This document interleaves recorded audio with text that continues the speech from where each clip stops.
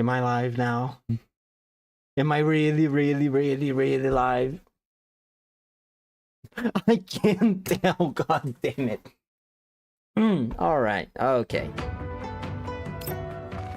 I'm very sorry.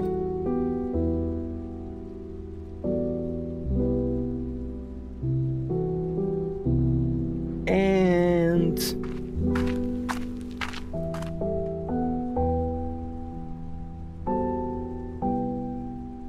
there we go, back to where I was. I can't tell if I'm live, I can't tell if I'm not. Yeah, just roll with it. Everyone and everything has been taken from them.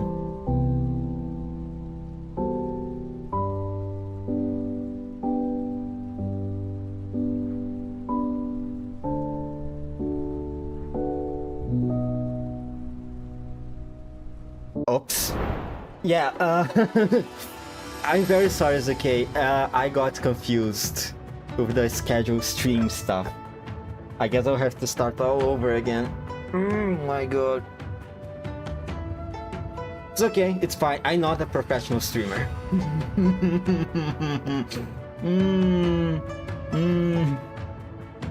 It happens.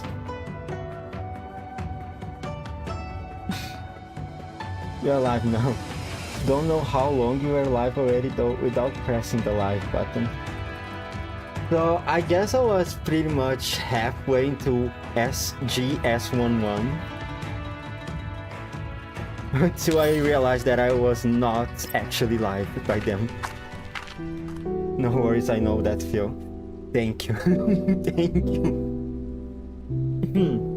Well, starting all over again then. Dandelion slowly exits the room and stands upright under the night sky. The clouds gradually scatter and the moonlight shines on her. While she is the only one in the garden, a pair of images suddenly appear. She seems to realize something and closes her eyes. Her mouth curves up in a faint smile and she bows as though welcoming someone. I set a schedule live before and forgot to press until 1 hour into the stream. Oh my god, that sounds awful. You're here? The fact that she's already starts with the smug face. Such... Whatever. It's your first time coming to see me in 10 years. Makes me feel a little lonely. There is nothing in front of Dandelion, but that familiar form in her eyes is standing before her, clear as day. It is sad that this event doesn't have voice. Yes, it is, but I guess it's understandable considering the fact that it was rewritten. Guess that's not much we can do about it. Well, it's Dandelion. Yeah. We have seen each other in so long, but you aren't even discussing anything related to me. How cruel. Come on, Dandelion, don't start already. Not everything needs to be about you. It might just be an instant for you, but it's a long time for me. And for that person, it is endless torment. That's terrible, don't you think? Isn't that just too cruel for that person? I'm wondering, is she talking to Lunasian or someone else? How could I possibly refuse you? I was just gripping. Surely you will permit me to indulge myself a little, won't you?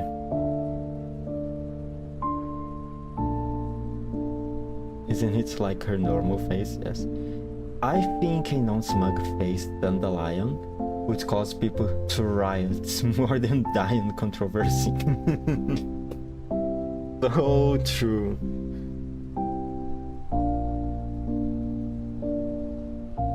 I knew it.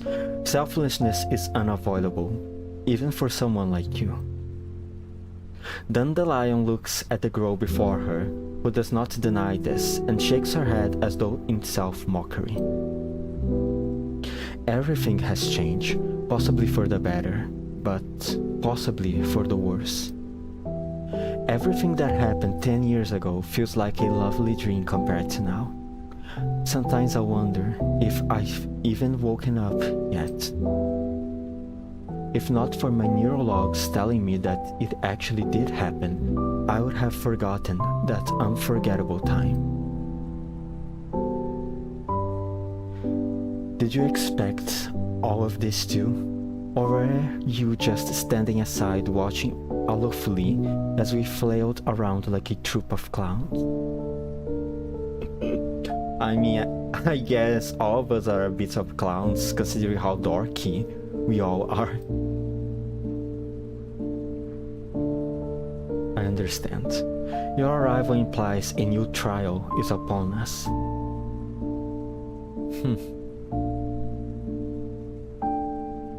Oh, be ready for huge focus for the event story. We've kept changing perspectives. Oh, okay. So make sure to take note if you forget. If you forget easily like me.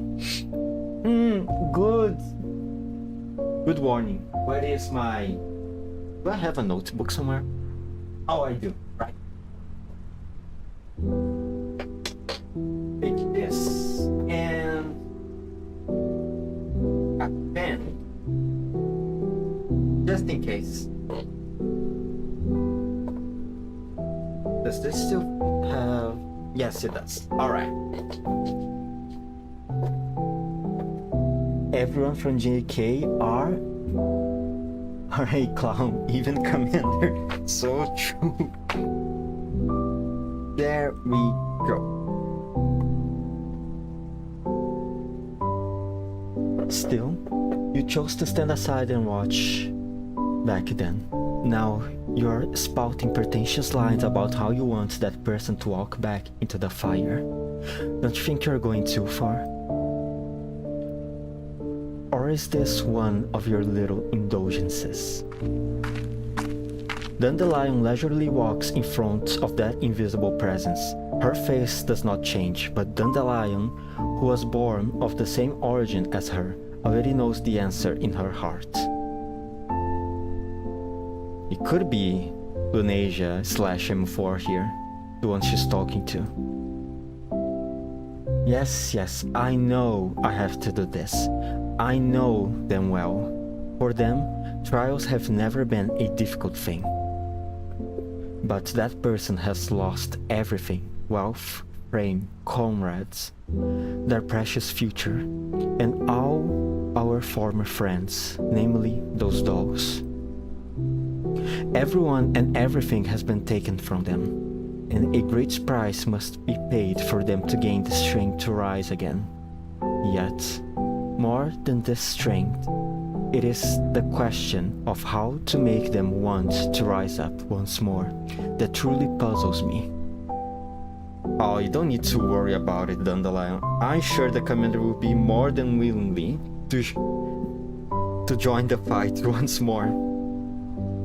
Especially considering all the amount of PTSD they have shown by simply having seen the symbol of Paradeus once again.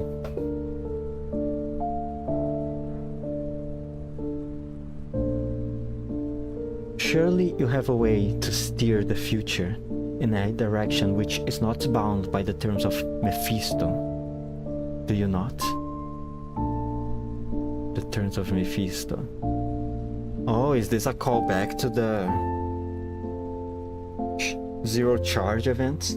Where they made the whole Mephistopheles stuff, the whole theatrical stuff. Surely you have a way to steer the future, not Mephisto, do you not? But if it's you, you'd surely reply that everything that happened was meant to protect that person. It definitely is M4/Lunasia, the one she's talking to right now. Has to be. After all, to you, that person is the catcher of the Rye. Am I wrong? Rye? Am I wrong? Just tell Commander that Paradise is back and he will return like the one Squid Game guy.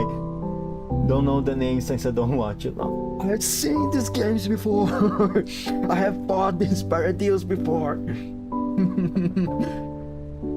I don't remember the name of the guy either. I'm not good with Korean names. But I know the reference. It has been all over Twitter. Dandelion freezes up. For a moment, there is an almost imperceptible shade of emotion on her face. However, she immediately resumes her usual smile, goddamn it, and then continues talking like she's trying to convince herself. After all, living is the most important thing.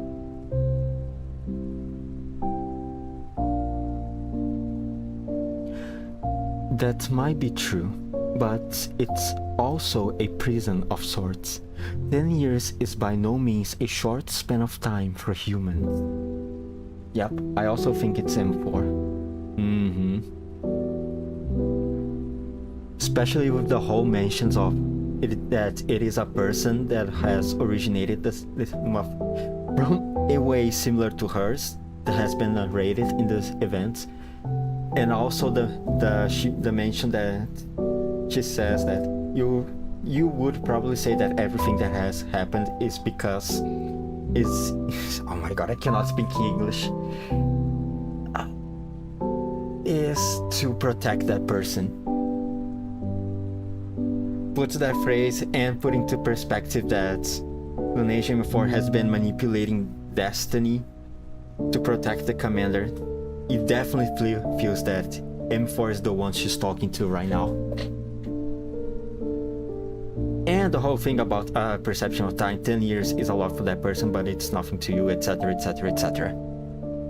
Since M4 right now presumably exists in a different form, in a different plane of existence. Even if it was the right choice, it still ended up hurting that person, and for the second time too. I wonder, as someone who has made such a ruthless choice, do you feel sorry for the person you hurt? Dandelion tilts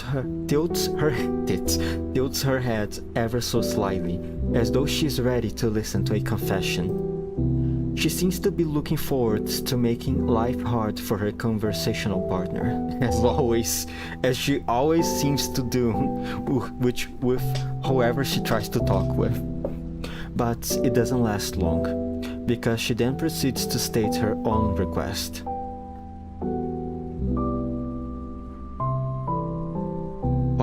Alright. It's not like it's particularly difficult for me anyway. I shall carefully calculate the odds of you fulfilling your wish. And then I shall move in as a mysterious way to guide that person's destiny to join with yours. Will that satisfy you, my dear sister? It is M4. It has to be. It's just going to take a bit of time. There are no drawbacks for me besides things being a little annoying. However, the price that you will have to pay is going to be so high that even I am having trouble imagining it. You know?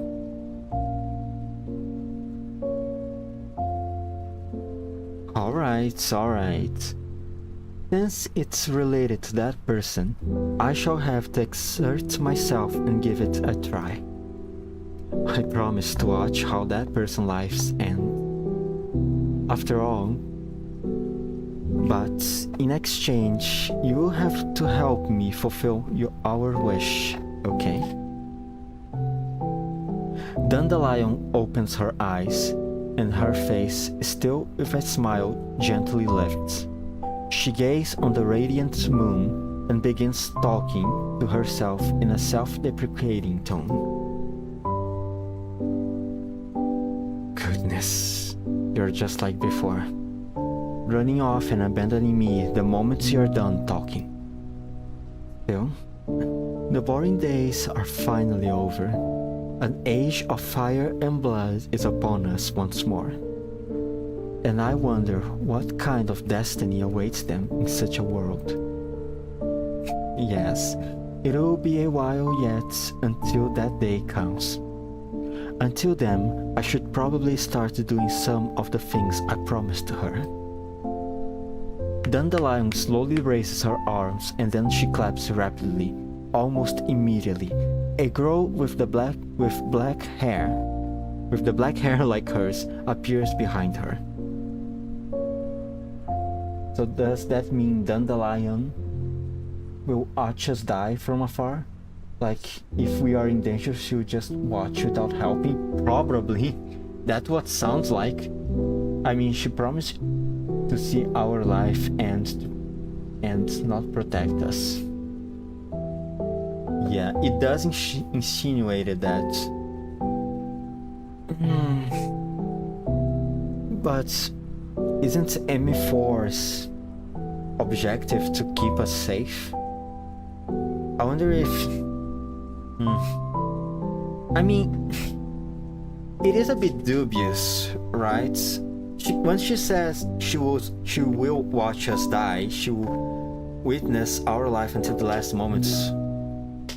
It could mean that if we are in a danger situation, she could just stand there and watch us die, but it could also mean that the commander will live a long life and she will be there to see it until the last moment. That also could be the meaning behind the phrase.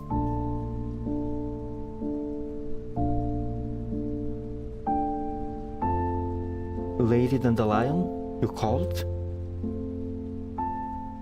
Ellie, I need network access to the beacon network in the central region. Oh, yes. Help me say hi to the old bunch and tell them their peaceful lives are over.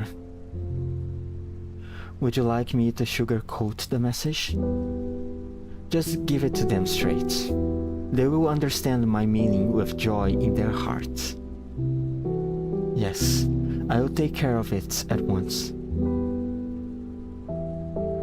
The girl called Helly lives without a sound, leaving Dandelion alone in the garden. Oh, so she's in a garden right now. When will the day of reunion come? It's such an exciting thought. Oh, oh man, no more peace. The desolate plains are host to a cluster of buildings that stand out among their surroundings, but are otherwise rather shabby. They sit within a temporary quarantine wall.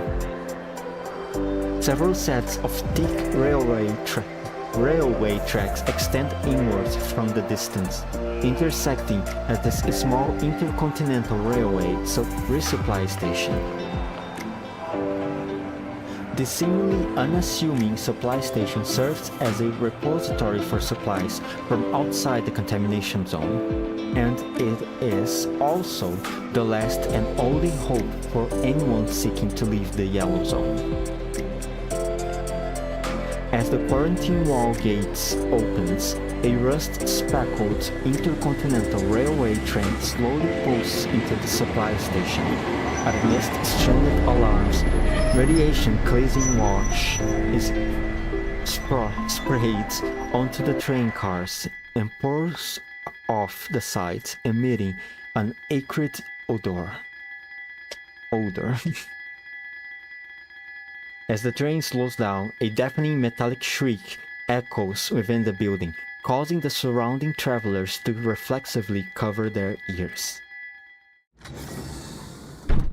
The train comes to a halt, and its heavy blast doors open. Gangways extend from the train to the platform, and the passengers stream off the vehicle. The passengers all look tired as they drag their luggage off the trains. However, one of them is not like the others. and she hops, skips, and jumps off down the ramp. Oh, Jungyu! Hello there!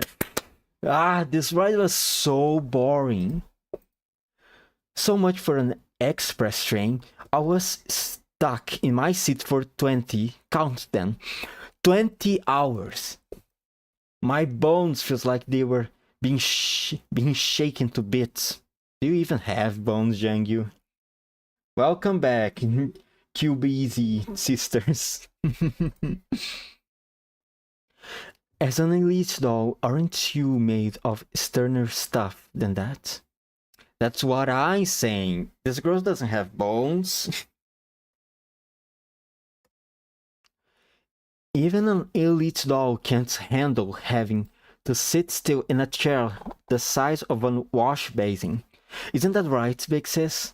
Oh, just put yourself offline for a few hours. Jungyu, it can't be that bad. An elegantly dressed doll emerges from the cabin car. She gently pats Jungyu's head, which manages to soothe the somewhat antsy little sister. There she is! The fastest woman in this game so far. It must have been hard on you, but I don't think that's enough to get the better of the best little sister in the world. Am I wrong? Am I right? Well, technically their frames are bones, just not from calcium. You know what I meant, okay? You know what I meant.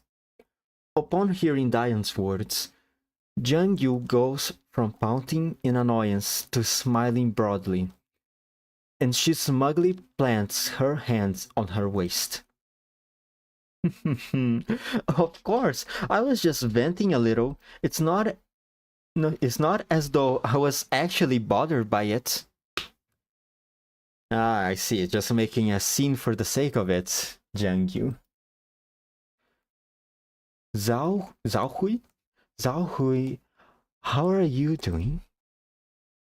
As a doll, being able to get a seat at all, it's pretty good. She shouldn't have asked you. I know it's been hard on everyone. There are still a few more hours until our transfer train arrives. Shall we rest in the train station? Big sis, we spent the collapsed pieces you saved up half a year on the travel expenses for this journey. Was it really necessary? I mean, Onesa. Sorry. Yes. My move tile helix feeder to my button pusher rabbit. Welcome back, Nuna.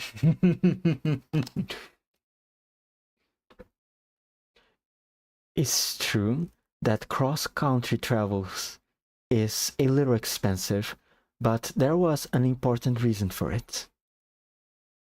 What kind of reason could be worth half a year of income? It's a secret for now, but once you find out, I'm sure you will be surprised. A surprise, huh? I hope it won't turn out to be a shock instead. I'm sure Diane has a reason for doing what she did. Shouldn't you have absolute faith in her as her little sister? That's true, but we've spent so much money and I don't even know the reason why. Can't you let me complain a little? Damn, half collapsed pieces of a year income? How many pools is that? I don't even want to think of that. They are loaded. Or they are extremely poor.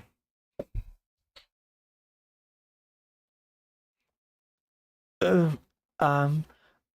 think our luggage for this trip's been unloaded. Go over and get our traveling cases before someone takes them, okay? Oh. My collection's in my luggage. I can't lose them again this time. Again? Jungyu frantically runs towards the luggage carousel. Diane signs quietly and Zhao Hui walks up to her. Frankly speaking, I don't really understand the purpose of this journey either. If it's to extend the range of our tour, then there's no point in going so far by train. We won't even make the money for the tickets back in our concert earnings. Ah, haha. So they are nomad artists. I see. So they are poor. Our destination is far away from our current active radius. I'm sure you wouldn't have chosen this region if you didn't have a reason for it. Indeed. I have every important reasons for doing this. Yeah, they could also be poor, but extremely poor would be the MBV economic conditions. They don't seem to be that poor. Let's not make this a competition. Oh yeah, and also that little screen on the background. I think that is a CG from NeuroClouds.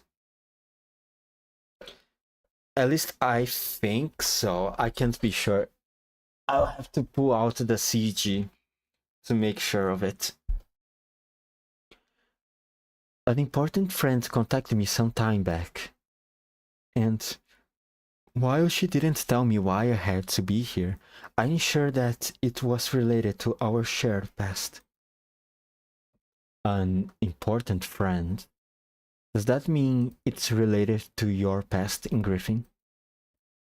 Yes, for a certain reason my friend did not want to leave any records that we knew about this ahead of time.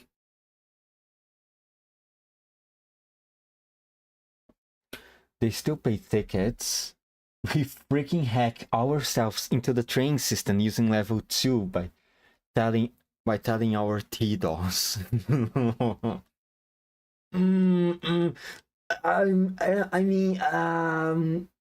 We, in our defense, okay, in the defense of the T-DOS and the commander, we hacked the systems because we do not want to have our existence known by some governments circulating around.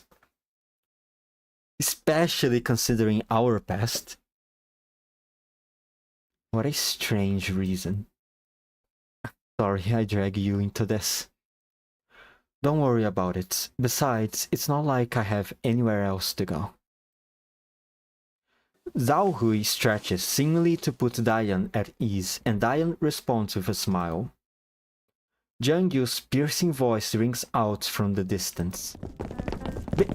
Big sis, this is bad. Diane and Zhao Hui turn to look towards the sound of the voice and see Jiang Yu being chased by several men in security guards uniforms. Oh my freaking god, what is it this time? Come on! The guards are trying to handcuff Oh my god, what did she do? 5 minutes. 5 minutes. She was left unsupervised for 5 minutes. But her strength and agility are far beyond theirs. Jiang Yu calls out loudly, Diane, as she runs. Of course, her strength and agility are far beyond theirs. She's a martial artist expert. These stupid guards won't listen to me at all. What did you do? This smuggler is a tricky one. Get more guys in here to surround her. Smuggler? You're the smuggler. Your mom's a smuggler. Jiang Yu, watch your mouth. As Jiang Yu makes a bigger and bigger ruckus, the surrounding travelers gather around to gawk and more security guards swarm over. Don't worry, these three are a fun story, just don't mind the mindfuckery of changing perspectives that makes you question what happens. I will try. Your mom joke. Classics, yup. We are what? Over 40 years in the future and we are still telling mom jokes. I hope if the Rickroll memes are still around too. Diane and Zhao Hui immediately run over to Jiang Yu, blocking her behind them, and then Diane whispers to Zhao Hui, "Don't hurt the humans, otherwise things will get very troublesome." Zhao Hui replies with a knowing nod and attempts to take down the oncoming security guards outside with minimum force. After seeing the doll's prowess, the guards freeze up, unwilling to recklessly approach them. Oh, smart people, I see. However, there is the sound of a handgun chambering around in the distance, and the middle-aged man who looks like a police officer stalks over to Diane and the others. "Railway police. Cease struggling or I will open fire." Oh no. Diane looks around herself. While this is just a minor transfer station, things will get extremely troublesome if they do get detained here. Since they haven't broken the law, their current priority is to figure out why Jiang Yu was being chased by those security personnel. "Officer, we are just ordinary travelers. Why are you trying to arrest my sister?" The railway police officer looks Diane up and down. She shows no sign of lowering his guard. He shows no sign of lowering his guard. "Are you a doll? Dolls of your grade are a rarity around here. Where's your owner? Get him out here. I want to speak to him." That will be a little bit difficult right now, Mr. Officer. Yes, this must be American police. Well, at least they are Chinese and not black. Otherwise, things will get way more difficult. "Officer, we own ourselves and we have proper credentials. Here is our electronic ID." Oh wow, produces much, officer? Possibly. Still suspicious, the officer scans Diane and the others' ID. His system indicates that they are indeed self-owned and authorized to travel freely. Just because we are dolls doesn't mean we have an owner, you know.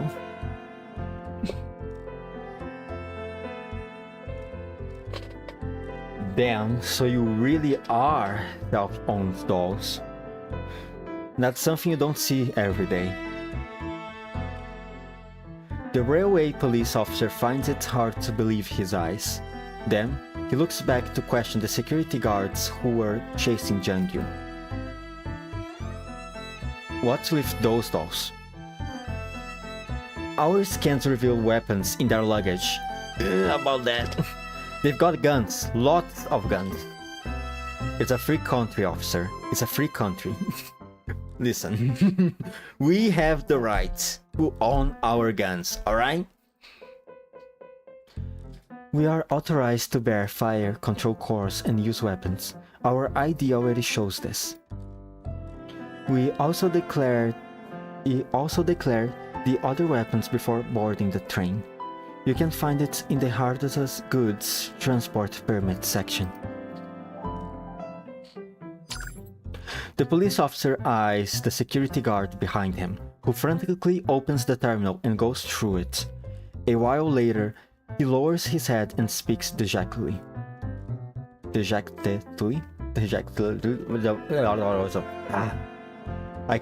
I can't. It's all in there.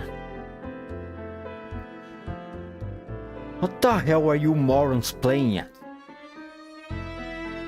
Don't you even know how to check IDs and forms?" But our scanners threw up an alarm and we saw the guns and thought we should detail them. That's why none of you have managed to get a proper posting so far. You clowns can forget about being promoted for the rest of your lives. Officer, just because we have guns doesn't mean you can threaten us with your gun. Check out paperwork first, officer. Oh wait, I sorry, officers. Didn't think you can't read, I sorry. These officers are just like the CN, the EN server. EN is too hard, sir. The railway police officer makes a big show of berating the security men while he pulls them aside, then quietly speaks to them. They say that those who can get clearances like this have a complicated past. You shouldn't get involved with them. Smart man, smart man. Damn it. Even humans don't get this kind of treatment. They are licensed to carry weapons and fire control cores, so they must be tactical dolls from some PMC. A PMC? Then maybe these dolls are... Oh my god, what is it this time? Suddenly there is a massive explosion from outside. A huge plume of black smoke rises from the quarantine wall in the distance. As the shockwave from the explosion washes over them, many people lose their balance and fall to the ground. Streets first, ask questions. Never. What was that? The sound of screaming comes from the direction of the explosion, and panicked crowd begins running this way. It's a Boojum. A Boojum's hitting the quarantine wall. A Boojum? Run for your life. Fear instantly spreads through the crowd, and the surrounding tourists drop their luggage as they frantically run in the opposite direction. It's Sharky's confetti.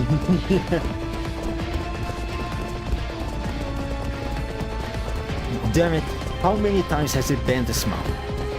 Chief, we've got an elite incursion. Get your guns and follow me.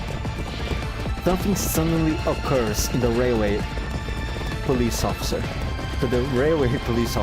And he turns around to address the dolls. We are under gun here. Can you help us out? God freaking damn it. Are you guys useless? You can't read. You guys don't have enough men or guns. You know what? I'll give them a break. You know, it's the frontier, right? It's the frontier. The state's perhaps a little weaker there. You know, I'll give them a break. Since you're tactical dolls, dealing with elite should be a piece of cake for you, right? What should we do? We should take our luggage and run. No, we can't. There are too many civilians here. The consequences if elite broke in here would be unimaginable.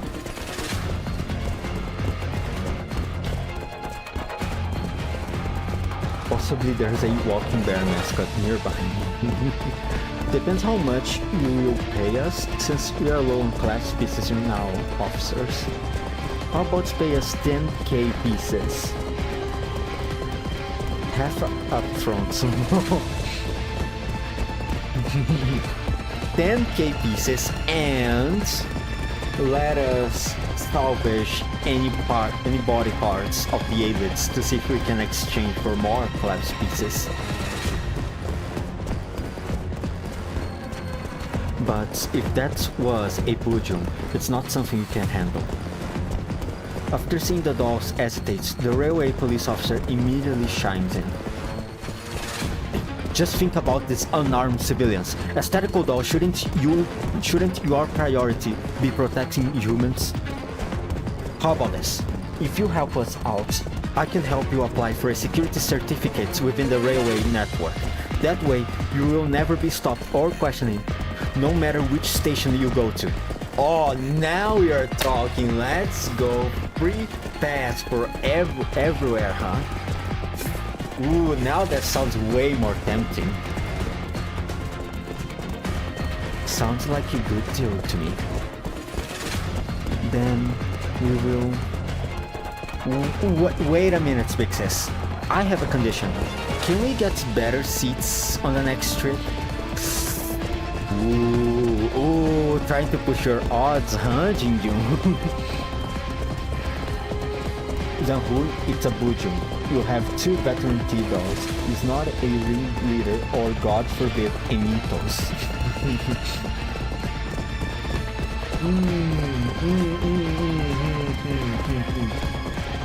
I mean, let's give Zanhui a break. From what I so far know, Zanhui must not have that many experience with Bujums. I think, maybe. No problem. I'll think of something. Oh, let's go! Oh, making business, let's go! But officer, a certificate doesn't mean shit. Or if the officer doesn't read them. You're so right. God damn it, man. Cursed be the illiterate people. Hate them. Upon hearing about the seat upgrade, Jungyu's eyes practically glow with excitement. Diane looks at Zhao Hui, who nods back in response. Now that her friends have agreed, Diane makes up her mind. Understood, officer. Please allow us to assist you. The railway officer entrusted this region to us. Make sure you don't let the aliens into the station. Wow, look over there, Big Sis. There's a huge hole in that section of the wall over there, in the distance. The aliens must have entered through that. Looks like the work of that Bujum. What should we do if we encounter it? Say Bujum, I will rip it to bits. That's the confidence I like to hear, Jungyu. Surely you know what Bujums are, right? They are strong elites, aren't they? I knew it. We want to be engaging the Bujum. If we run into it, we flee immediately. Understood. Yes, got it, Big Sis. Focus. The elites are drawing close. Prepare for battle. Hey, at least it's Bujum and not a sinner. Ooh, thank God for that. Now, which door? Jungyu is not available yet. Diane is Zhao is not available yet either, so... And I mean, it's level 15 enemy, so it shouldn't be a big deal. But for now, let's see, Coffee Negroes, let's take advantage of the fact that the enemies are so low level and bring Krolik here. For these 2 Bujums, just a stronger elites, though Zhao. Follow Diane is enough. Yeah, I would imagine.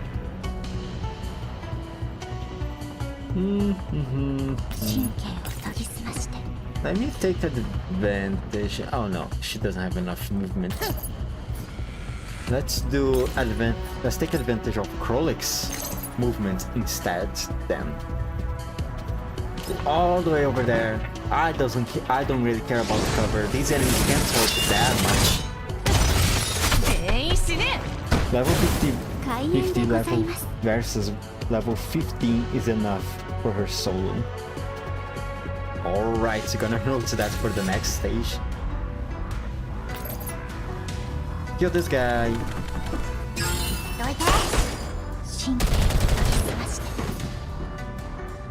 Good. Now. Kill these 2.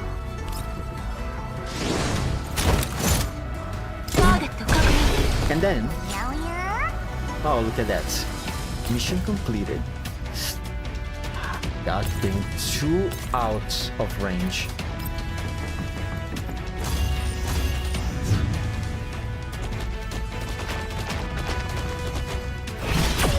See? Barely any damage at all. Perhaps you're right. Just dying would be enough.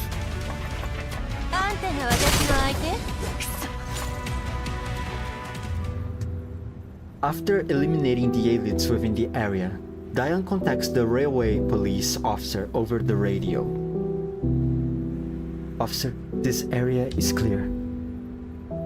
There is a breach in the quarantine wall here and there are elevated levels of collapsed radiation at our position. Please warn any nearby humans not to approach it. Understood. Thank you. Yeah, don't solo just in case. She can't do it alone. Now you're bringing me a dilemma. Solo Diane or not solo Diane?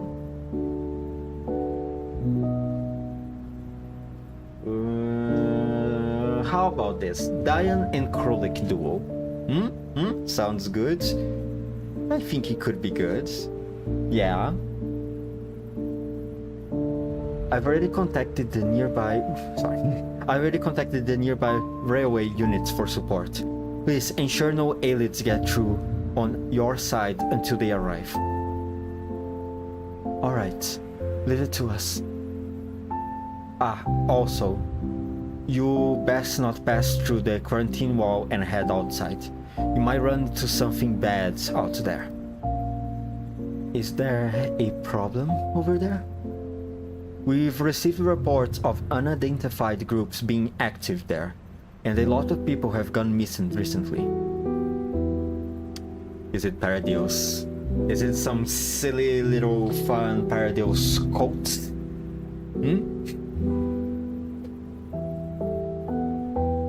Bujung sightings have been increasing recently, and there are rumors about a cult. Wait. If the Paradios are here, and this chapter is like a direct continuation of chapter 8, so that means the commander is nearby. Possibly, maybe, possibly nearby. Ooh, reunion with the dogs. So you would better not get involved. So, officer, anyway to increase the payments with collapsed pieces, since this weak level 15 elite seems to cause your incompetent ass problems, means you guys can fight shit and we are overqualified. I mean, if they are that incompetent, I don't think they get paid that well. I don't think they have much money to give to us. Sadly, very, very sadly. Thank you for the reminder. We will pay attention to this. Jungyu puts her weapon down and stretches lazily. What the heck? These elites are wimps. She knows. She's breaking the fourth wall. She knows these elites are level 15. After seeing all those humans running scared, I thought we'd encounter some big monster. We are lucky that we didn't run into that big monster. She jinxed it. Of course she jinxed it. Of course she had to jinx it. Of course it wouldn't be that easily. Of course. That's just how the writing works. There is another explosion, which sounds like it came from much closer this time. It gives Jungyu a fright. What? Another explosion? Did more elites sneak in? There's no way this mock elites could have caused such damage. Their Bujum might be nearby. If it was a Bujum, you would have heard its roars. That is true. We'll head over and take a look. We need to completely clear this area of threats. The dolls warily approach the origin of the explosion just now, but the thick smoke it left in its wake hasn't completely dispersed yet.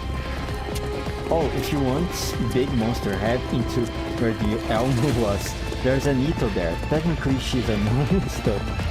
Sharky gonna stop playing with her confetti. Oh my god. Sharky really needs to stop playing with the confetti, man.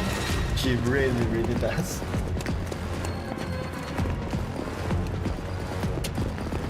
Oh, alright, read that. Okay. Unfortunately, they don't hear the howling of eyelids. Apart from the sound of burning and the wind blowing, everything is silent. After making their way through the smoke, they see the breach in the quarantine wall not far ahead. The surroundings are a mess. Sand and invisible collapse particles are streaming in to the breach. The dolls are stunned by the extent of the devastation here.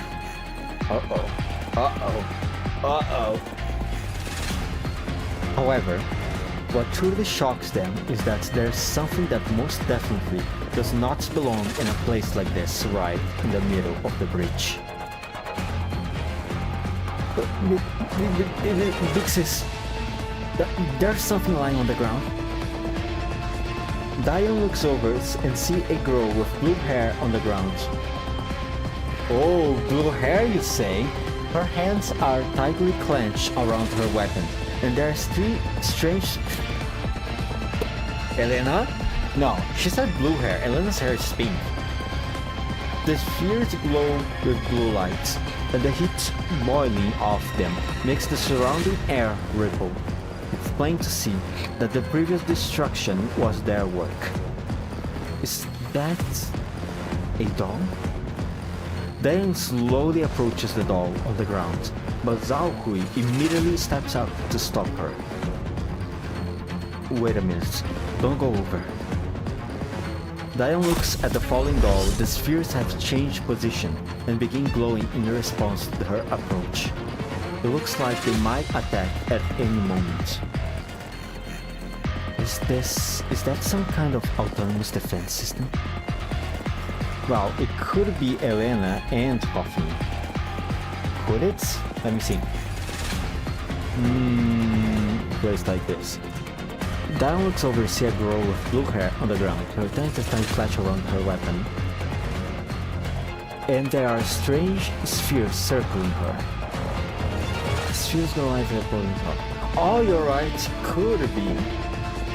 Because it doesn't specifically specifies that the spheres are from her. Yes, it's just a little ambiguous. Is that some kind of autonomous defense system? Huh? Would a doll have something like that? I mean...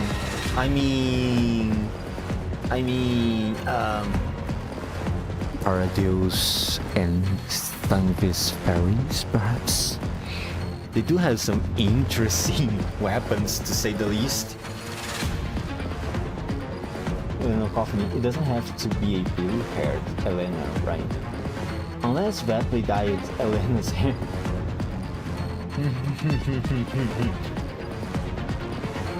Would Elena allow people to dye her hair? Now I think about it. I don't know. Maybe not. Whatever.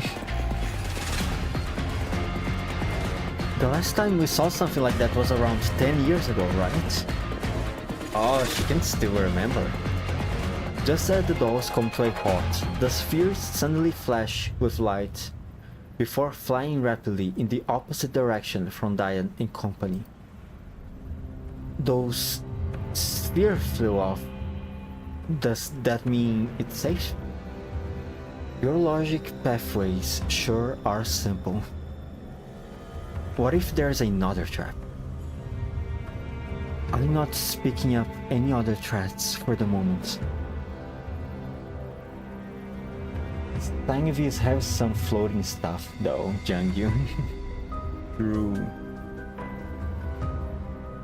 That doll looks like she's crashed. Watch our surroundings.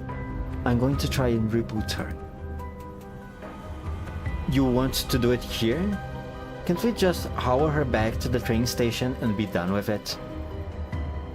I have some questions for her. For some reason, I get the feeling that we have something in common. Is this related to the past you are talking about? The reason that we couldn't know about ahead of time? Yes, that's the feeling I'm getting. I'm sure that's a reason that we've come all the way here. While Jangyu looks a little confused, she nods towards Diane anyway. Is a genuine girl doll. After seeing the two dolls scan their surroundings, Diane begins working on the doll. She carefully turns the doll's body over and finds her connection port. She attempts to connect to the other doll's neural cloud, and its firewall structure seems strangely familiar to her. Are you alright, Pixis? Since when did you become an electronic warfare specialist? Connecting to her was easy. The IFF handshake protocol she uses is the same as ours. It's definitely coffee. Coffee is definitely coffee. The same? How could it be the same? She's got the same IFF data as you? Haven't you figured it out why yet?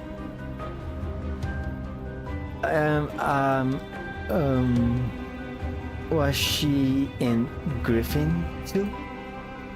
But then, why don't I remember her at all? You'll have your answer once she wakes up. Diane breaks the connection and gets to her feet. The other two dolls approach her, waiting for the doll's neural cloud to finish rebooting. As she looks at the doll before her, Diane has a rough idea of what to expect.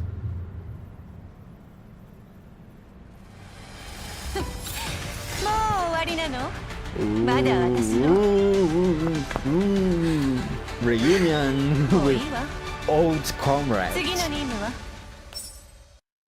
Can't wait to see. And back to the Almo. Alright, let's see. First we started with Dandelion. Okay, alright, good. Then we moved to Diane. And now we are back to the Alma. You know what this reminds me? The Isomer events on GFL1, where there were 3 parallel stories happening. It was a little bit confusing, but it was so thrilling to read it. Still to this day, one of my favorite stories. Man, Coffin really seems to meet all Commander old friends before Nemesis and Krolek. So true. Ah, wait. No. Sojourners of Glass Island. That event. Nemesis entered in contact with Swami way before Coffin was even part of the NBV. Yes, kind of like Isomer, that's right. The story of this event is fun. Alright, if you say so. I'm counting on that. I am sitting in front of one of the big drop windows beside the main console, blowing on my cup. As I sip the revolting instant coffee, I think about how to handle the upcoming situation. When is this? This can't be after. No, I'll continue reading before doing any assumptions. Aradios has been sighted. Dolls like Sextans and Darter have attacked us. Okay, and then there's the recent transmission. All this makes me sink deep into thought. Oh, so it is after. Maybe. Just maybe. Just some time it, cause brain not found. But it's not 404. Oh yeah, Nemesis met Suomi, I forgot. That's right, and they have that whole fun section about playing a game, the King game. While I'm trying to sort things out in my head, something in my heart is protesting. So, the past has caught up with me at last. Once again, Commander, once again. Doesn't matter where you go, the war will find you once again and call you back to it. Just then, Mei Ling opens the door to the off room, walking towards me as she works her tablet. Upon hearing me mutter to myself, Mei Ling puts down her tablets in curiosity and speaks to me. What were you talking about, Commander? It's nothing, just an adult's pointless grumbling. How's that all? Are you talking about Sextans? So it is up there. Okay, that's the confirmation. And they did get Sextans. Alright, okay, yeah, they are doing what I thought of doing by the end of chapter 8, that is the capture, kidnap, whatever, Sextans to study. I think if Mei Ling is the one here, maybe I imagine Mei Ling would be the one in charge of studying the Sextans to see her condition and try to get better information. Whatever type of information can get out of her. Yeah, got spoiled of chapter 8 when it said the Sextans was capturing the dialogue. Okay, so this is the spoiler, right. She's already inside the doll repair bay. They are repairing her? I just ran the first round of comprehensive system diagnosis on her. Looks like she's been very badly damaged. Is this really a good idea? I would vouch for just leave her offline, you know, or stand by or something. Leave her as it is and not to repair her. Are you sure you want to repair her? Come on. When you bring Niter to the MBB, that doll just hacked our systems and deactivated our defenses. And made Rosa act weird. You sure now? Can't we just leave her offline, please? Since we capture Sextans, will there be a ringleader capture? I think...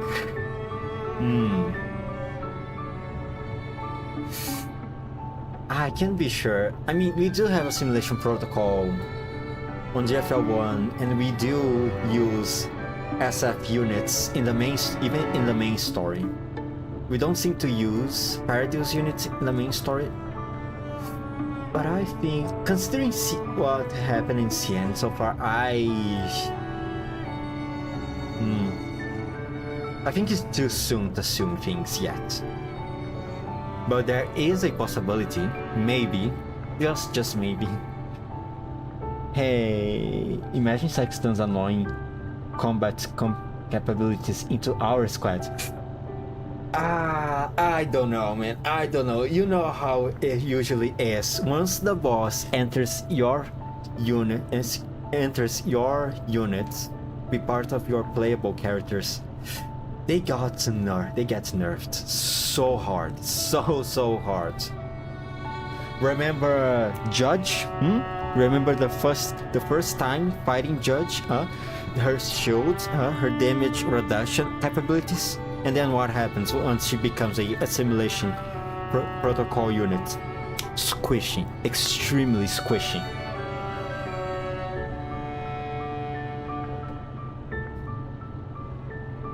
almost half of it wasn't from Leader though. Just what on earth happened to her before this? I wish someone would tell me that. Let's just bring her in and do some basic repairs on her. We'll have to watch her around the clock though.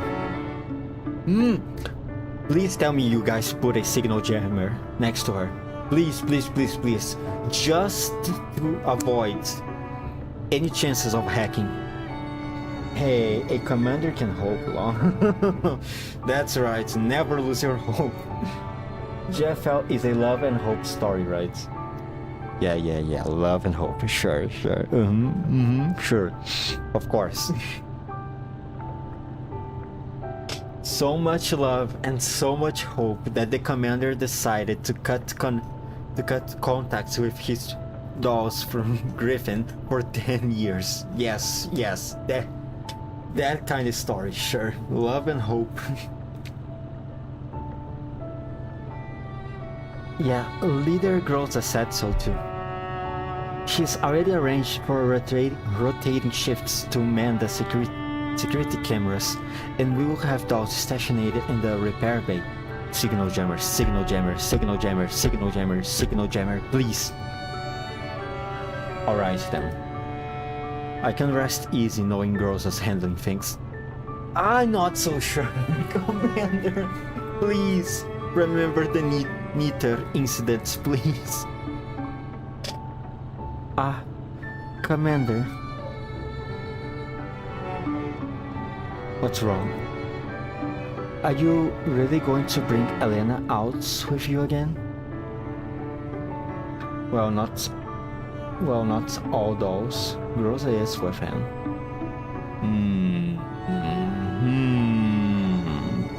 True. No. Counterpoints. Objection. He didn't bring Groza with him. He found Groza and then repaired her. And then proceeded to not make the efforts to contact the previous Griffin dolls, huh? Remember Suomi? Commander didn't contact Suomi, but at least Suomi remained hopeful that she would find Commander. To the point of keeping writing letters as a diary, in the hopes that once she finds him, she would handle the letters to him. Since mailing is basically adopted by them. Oh, sorry, I skipped one of their messages. Basically a runaway marriage. Is that what it's called? I think it's close enough. Since mailing is basically adopted by them, and now Elena also.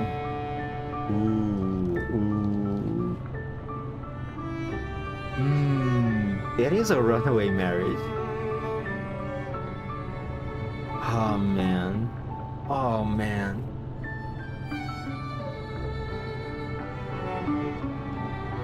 Yeah, it is a runaway marriage. Kind of. Ever since we brought Elena back from Paradise, she hasn't been feeling too well. Another reason to not keep Groza around a Nito for too long. Well, can't let people keep pursuing us. It's not enough to just keep Elena safe. Oh my god. We need to gather more information and launch an adequate counterattack.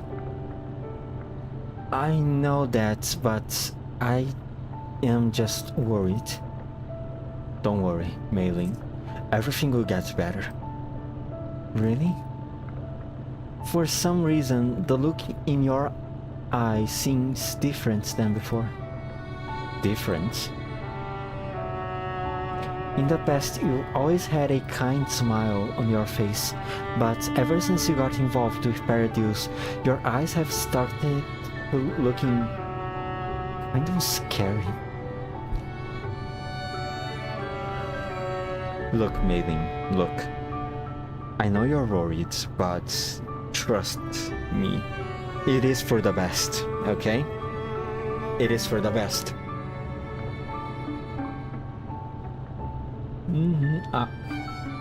Maybe that's why Kalina doesn't want to be called Kalin. In chapter 4, Kalina did say that she's been keeping track of Commander. Also, but must not not speaking English. Let's not forget that while Colin initially said she didn't like to be called Colin, over time she started to get to warm up to the Commander, where there were various moments during their communications where the Commander did slip up and ends up calling her Colin instead of Kalina, and she did not react to it. I think someone else pointed out. I think it was Lena. Yeah, I think even Lena pointed that out. So hey.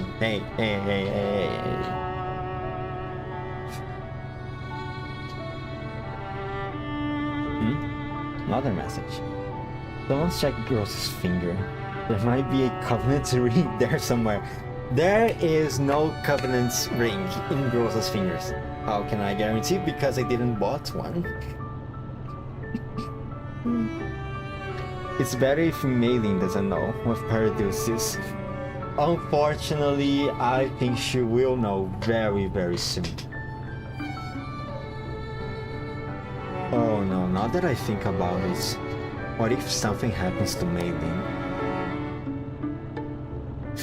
Oh no, what would be really bad if Paradox captured Maylin, similarly to how they captured Commander in... Was it Continuing Turbulence? Was it? Shit, I don't remember now. But I think at some point something bad will happen to someone in our group. And my biggest bets are either Maylin, Elena, or Groza. But I especially worried about Maylin, because while Elena have her balls, and Groza is a tactical doll, Maylin is just a normal person. She's just a little girl. In the past, you always had a kind smile on your face, but ever since you got involved in Paradox, you either started to look kind of scared. I already read that and started to get lost. A fake cough to hide my accidental display of emotion. After seeing the worried look in Maylin's eyes, I make a show of shrugging to try to calm her down. Yeah, Lena pointed that out. It's like an ex you haven't moved on seeing you with Groza for 10 years and seems to be fine living together. I don't know why, but I have a bad feeling Kalina will be the one in danger. Ooh. More impact to old players than Maylin. Man, that would suck. That would really suck if something happened to Kalina. It was already pretty worrisome, the fact that she got internated by alien infection during GFL1, and that's why Commander started to operate alone, essentially alone within German territory. When I saw Paradox for the first time, my first thought was Kalina. Well, aren't you very careful? Is Kalina your wife or something?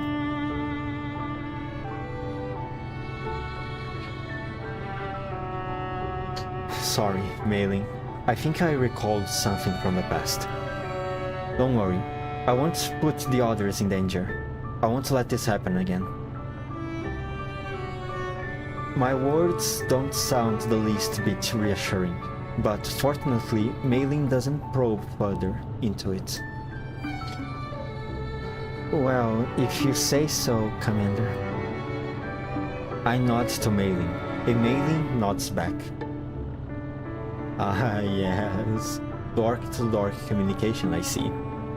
Non-verbal communication. Though whether or not she actually understands remains in question.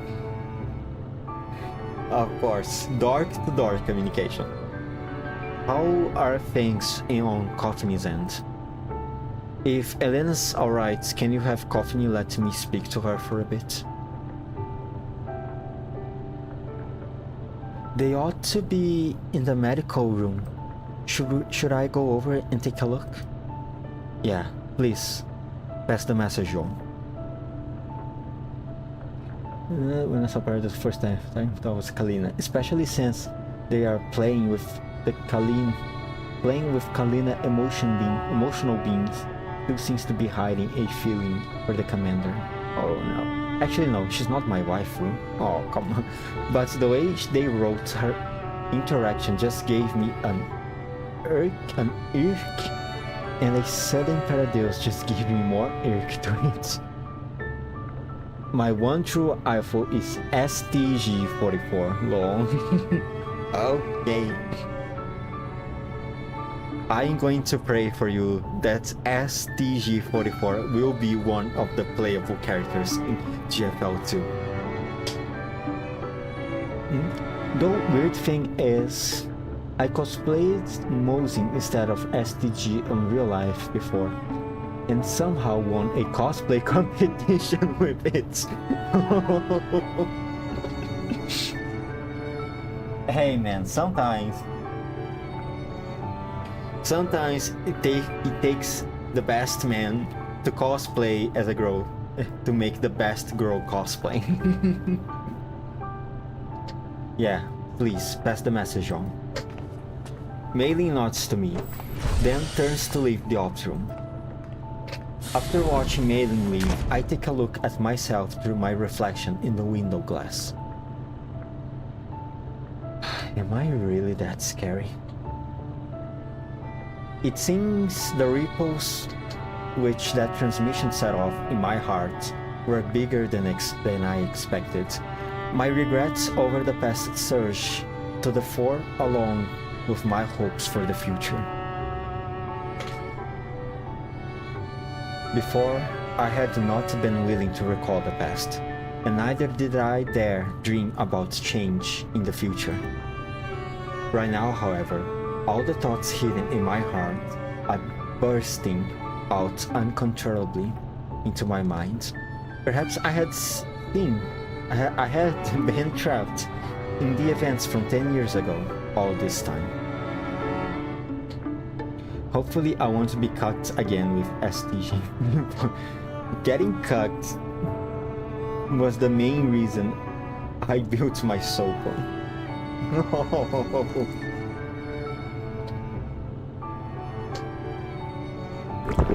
I look into the glass again, and my face does seem a little twisted. I should drink more coffee to cover it up. Please, Commander, don't turn into a pure Sicaria, please. Yeah, that's what. Annoyed, I put down my mug, and I catch signs of the nearby control terminal. I had heard the news that had tied my heart up in knots there, just half a day ago. I rub my temples and begin recalling the events from back then. Okay, so now you're back to the moment that they got attacked. I see. Let's see. Commander, Diamond Commander. Okay. And then there is a second one that passed. Flashback. Yep. Okay. The events are out of order, but so far, I think as long as I maintain the timeline of events, so far, I think it's a duel. I think I won't get confused. No time to backtrace, and no time to repair either. I've only been able to go through basic maintenance on everyone. Sextons is out there, and the store here is bad. We'll be alright. Right, Commander? Rosa? Enemy number confirmed to be just one. Is it Sextons? Yes. A burst of static comes through the comms, making it difficult to make out what Groza is saying. Well, it was a funny story actually. I will write it if you want, but it's quite long.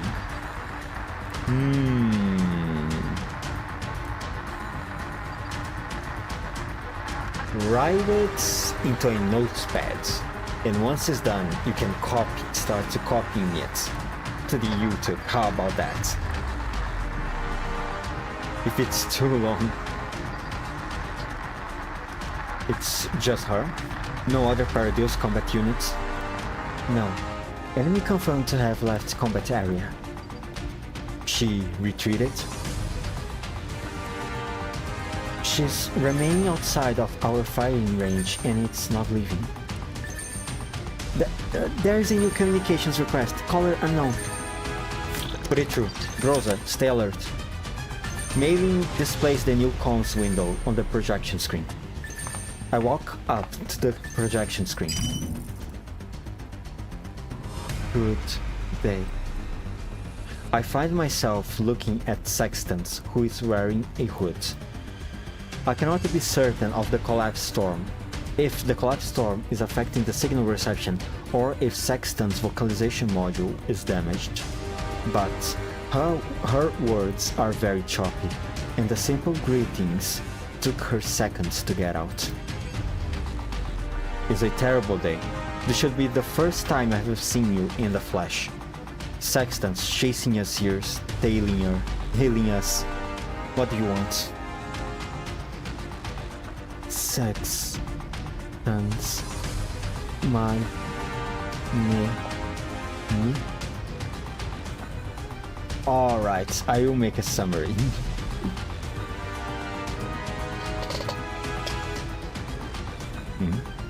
You know who I am. Please tell me. Still trying these childish tricks on us? Sextans makes no reply or any sort of movement. She looks like a static image pasted on the projection screen. Groza, Citra. No abnormalities, no movements from enemy units. I have no time for this. Groza, get rid of her. Tell me. Sextans takes off her hood, revealing her exposed circuitry, protruding eyeballs, and mangled metallic hardware. Neural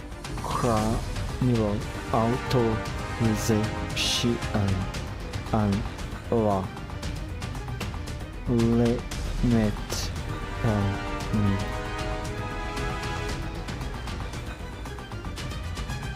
Give me the order, Commander. A new comms request. Encrypt the channel. Color is light the doll, shining edge in hand. Put it through. Commander? Lena, what's wrong? Are you busy, Commander?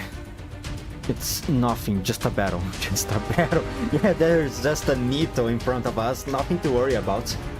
That doll called Sextan showed up again, although she looks a little weird. Wow, if you need to deal with her, I've got a handy little helper that I can lend you. A handy little helper?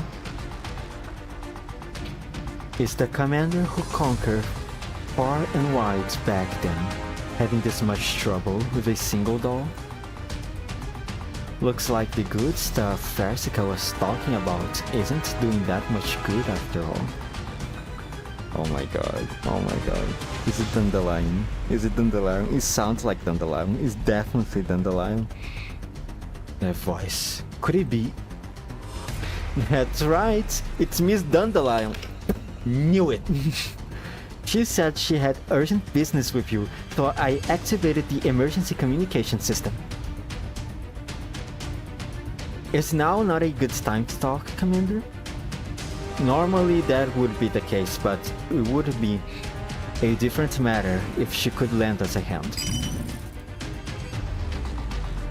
Lena picks up on my meaning and opens a link window. Dandelion's image instantly projects out of the comm terminal. Dandelion is still the same as she was 10 years ago, still acting all smug even at a critical moment. Still, since she's come knocking on my door, there's got to be something she needs me to do for her. It would be more efficient to let her take care of this emergency until then. You really don't stand on ceremony, do you, Commander? You're always having me clean up a big mess for you.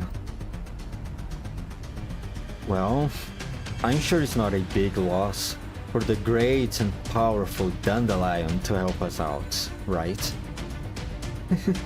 Alright then. What's the problem now? I suddenly realized that it's been a long time since we last spoke like this, but I ended up taking this tone of her anyway. For some reason, I'm not worried at all that she will be repulsed by my attitude. In fact, even her seemingly mocking tone is putting me at ease. As expected, Dandelion smiles in that familiar yet annoying way. Every time I see that smile, I just know she must be laughing like a hyena deep inside her neurocognition image. But at the same time, I know she will step in to solve my issues. I drag the video message Groza sends back into the comm window. Dandelion instantly recognizes the person within it. Isn't this the third generation doll Sextants? Also, you know about her. Actually, it's not that. It must not. Shouldn't be that big of a surprise that you know about her. You are working with Lena and Kalina after all. So they must have shared some information with you. You know her? I found information on her easily enough in the non-fa databases. Yup, it's the Gerard Group's newest product and their pride and joy. A third generation doll? So just like Rodan. Ooh, first member of Team D5 being literally mention it. Explicitly mention it. Let's go. Her hardware's a little more advanced, but from a design standpoint, all I can say is that she's nothing more than a crude copy. In short, way worse than Rogue. Oh, let's go! AR team superiority.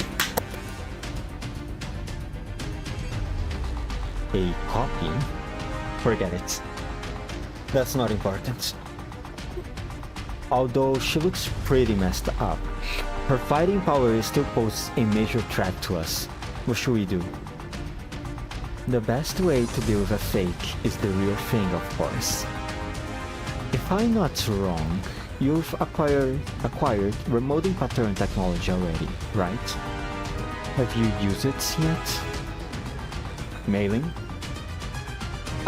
The outfitted leader Groza and the others with remoting patterns. And the ladder. So, wait, what? I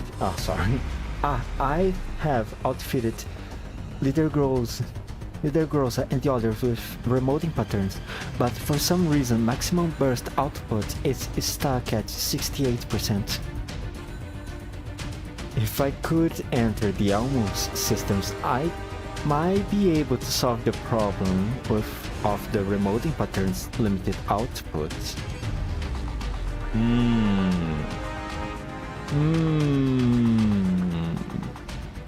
Why did I get the impression that she's used this as an exchange coin for have us do what she wants us to do? And then your squad's combat power will rise like whoosh, and then you will one-shot that Sextans before dragging her brain back. I'm sure a third gen doll's neural cloud contains lots of info on the Gerard group. If you let me take care of it, I could crack it just like that. It's not like Row though. The third gen doll is still, well, active. What do you mean by that? What do you mean by that? What do you mean by you using the terms not like doll and this third gen doll is still active? You're not giving me a good feeling. You're not giving me a good feeling. I hope the roll is alright. I hope the entire AR team is alright.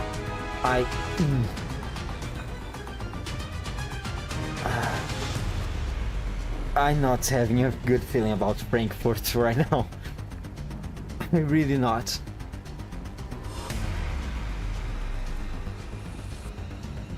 Sounds good to me. Groza, keep a safe distance from sextants. Dandelion can boost the maximum output of your remoting pattern. Once that's done, take her out and recover her frame. Dandelion? Can we trust her? She's an old friend. In any case, we will upgrade it ASAP. Once I give the word, launch the attack. Understood. We will keep our distance and stand by for further instructions. Groza's team begins falling back and I signal to Dandelion to work as fast as she can. Miss Mailing, are you the Almost adjutant? Adjutant? Will you allow me to enter the Almost systems? Well... You can't enter without asking her, you know. Good manners are very important to girls, Commander. You're always breaking your subordinates' hearts because you keep forgetting that.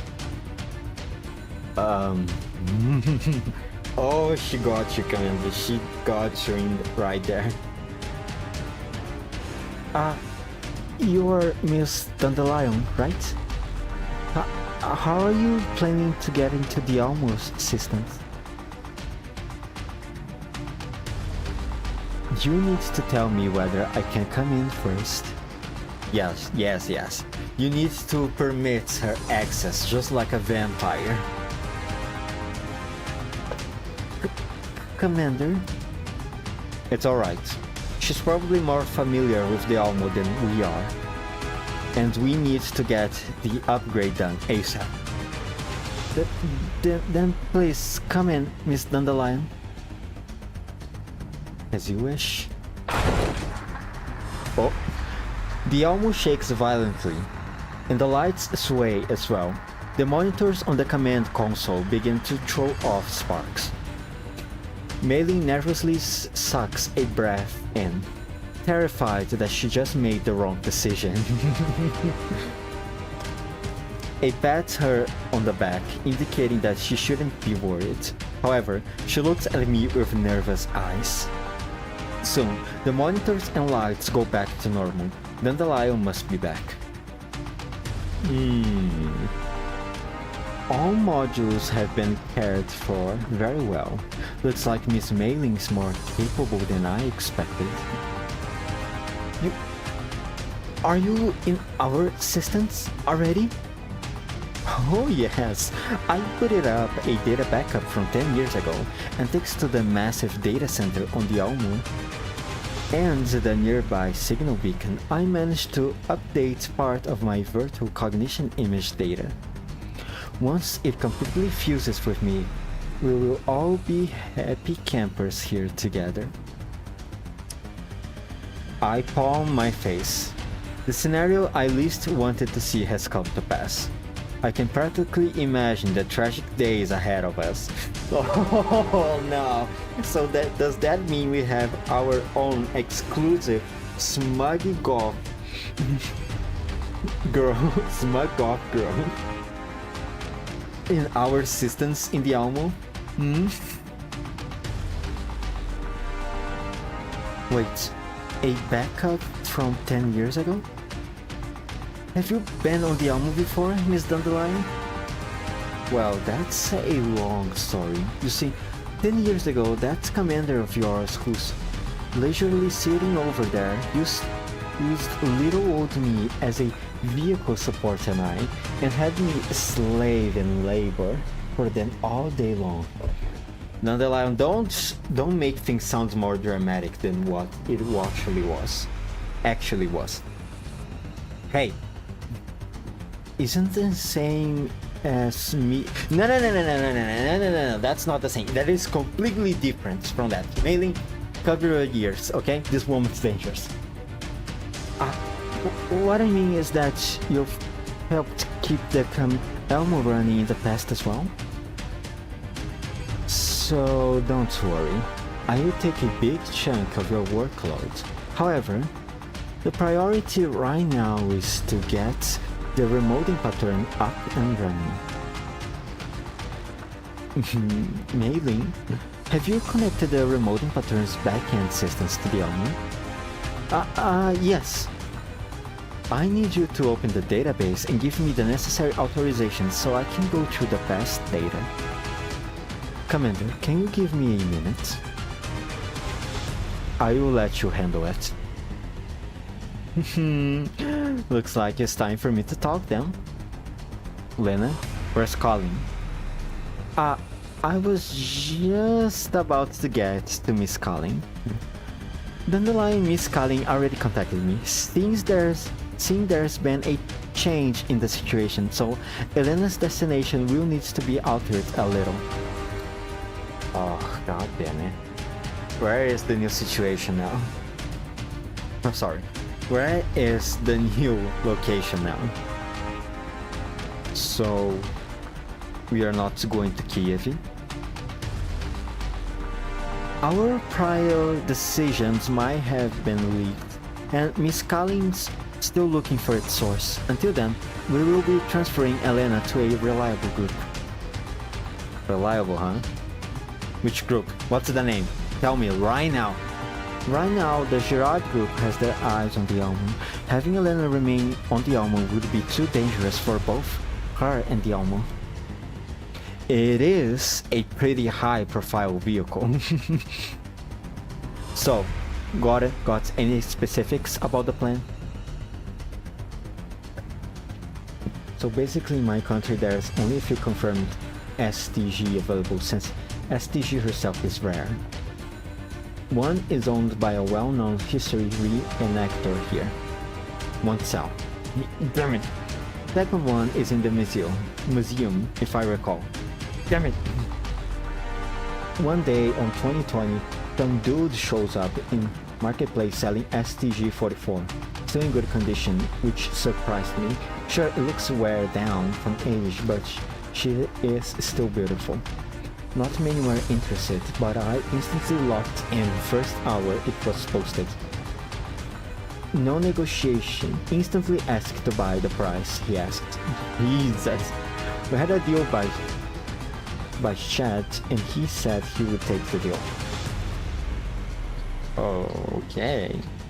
So that's the contest. I did background check on him before transaction and got answered that he is a trustworthy person, at least, and this club is known by a friend of mine, so if anything happens, I could just contact his sport clubs. Basically every gun owners that civilian here has to be affiliated with a shooting club as an athlete, of course. Done the background check, and I told him I will wire the payments after work. Later that evening, when I asked where should I send the payment, dude said he changed his mind, god damn a little bastard, to sell it, because he lives like quite far away from where I live. Basically, we are in different island, and he is afraid of the shipment cost. I was about to tell him I will take care of the shipment cost, but suddenly my messages can't be sent. Oh no. Months later, heard from my friends that the dude is a weeb and was looking to get him for sub mod 2. Asked my friends to dig in more, and apparently it's gross frontline in for sub mod 2 and using the money he got from selling STG. Oh, little bastard. As someone who is a gunsmith, I know the price he asked wasn't enough to build his own socket. So I went and built her, and I told my friend to flex her to me, but don't let him know yet. Who has it? Once he asks, I will post it into the GFL community in my country. Oh man, what a little bastard. So he probably sold it to someone else. Told someone else who was willing to offer a higher price, maybe. Ah, little bastard, man. Jesus Christ. So, got any specifics about the plan? I'll explain later. In any case, there is much work for you to do, Commander. If just listening, all that work takes longer than a minute, it seems I will need to mentally prepare myself. Commander, I've finished analyzing the problems with the remoting pattern. Do you want to hear about them? Go ahead. That's amazing. I can't believe she took care of everything in less than a minute. Any problem that can be covered by the Elmo's processing power is not a problem at all. I made some deductions based on the data and found that the data on the plants in Grosses and the others' remoting patterns are inaccurate, which led to them not being able to absorb collapsed particles at full efficiency. Fully resolving this issue will require sample calibration data, but that sort of thing can wait until later. Right now, I've performed some simple simulated calibrations that should bring the remoting pattern's output from 68 up to 85%. Still not a full output, but that should be more than enough to deal with that third generation though. Has it already been done? You can use it right away. Understood. Groza, check your remoting pattern. Can you raise its output to 85%? Yes, the remoting pattern's maximum output has been increased. Commander, should I continue with the attack on the sextants? Yeah, then I found out it was only like $3 more. Oof. If he had told me, I was ready for more than that lol. So he missed out on that. And when I posted, I was waiting for the dude to chat me, but nope, never got chatted ever since. Dude probably know how much submod 2 would have costed and knew what screw up he did. Ooh, take the freaking karma, man. Your orders are unchanged. Take her down and recover her frame. Understood. Executing now. And we are into the battle. What level are these enemies? 16? Oh, there is Sextans. What level is she? 16, everyone's level 16. Okay, let's try to raise the stakes just a little bit higher by doing this. No Coffiny, no Groza, just Diane and Krolik. Yes. Looking through the price, yes, was not even half of what I spent on stuff. So yeah, funny story I guess. Hey, at least you got back at him somehow. Now, Krolik. Kill this guy. Let's move over here. Diane. do you... Oh. Go down there, go up there. Activate third skill for buffs. Kill this guy, and with extra movement behind cover. Alright, since Sexton's right now is only level 16, she dies immediately. Jesus Christ. She didn't even got a chance to attack. My god, Diane. Jesus Christ, woman. Commander, we've recovered Sexton's frames. Estimated 20 minutes until we get back to the Elmo. Thank you. You have done well. Take care on the way back. Understood. We are heading out. Well, that's little Groza for you. She one-shotted the doll. Yeah, they did one-shot it the moment she got an upgrade. Extremely lore accurate, except it was Diane instead of Groza. I didn't expect someone who chased new trends as much as you would bring along an old subordinate, Commander. I am not a trend chaser. Really now? But then, why don't I see a single familiar face?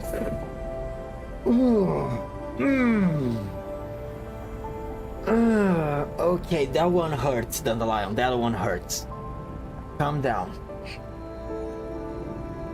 Are you salty? Is that it? Are you little bit angry that Commander have not tried to talk with you for the past 10 years? Is that it?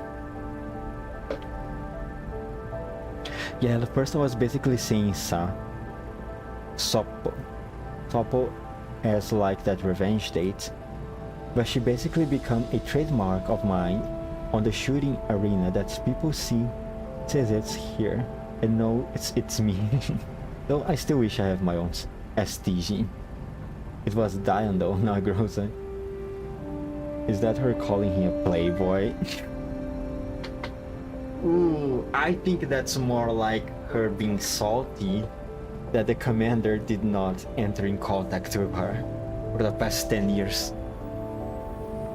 Shouldn't you be the one who best knows the reason for that and best understands what happened back then, Dandelion? Oh, of course I understand. Is there anyone who understands you better than me, Commander? I'm not sure why.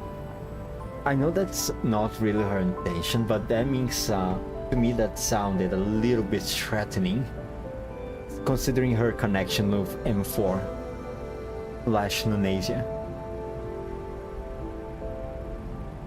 I simply thought your reaction when I phrase it that way would be very amusing. A little bit.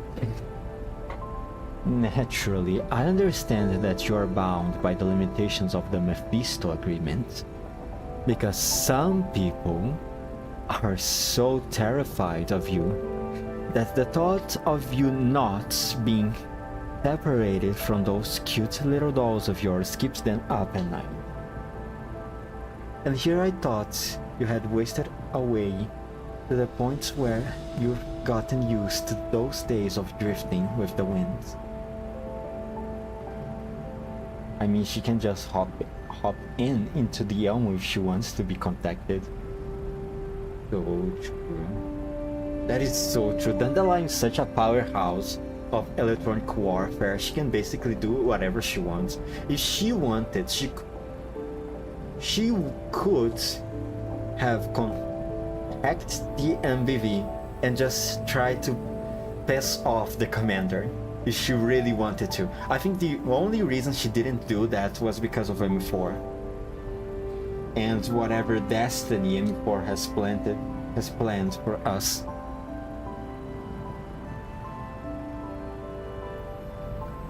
You didn't have to say that. What's this, Commander? Are you mad, frustrated, wroth even? I look down and away from her. There is no response. I know that I'm not angry. Rather, the fact that she has hit the nail on the head has left me feeling a little guilty instead.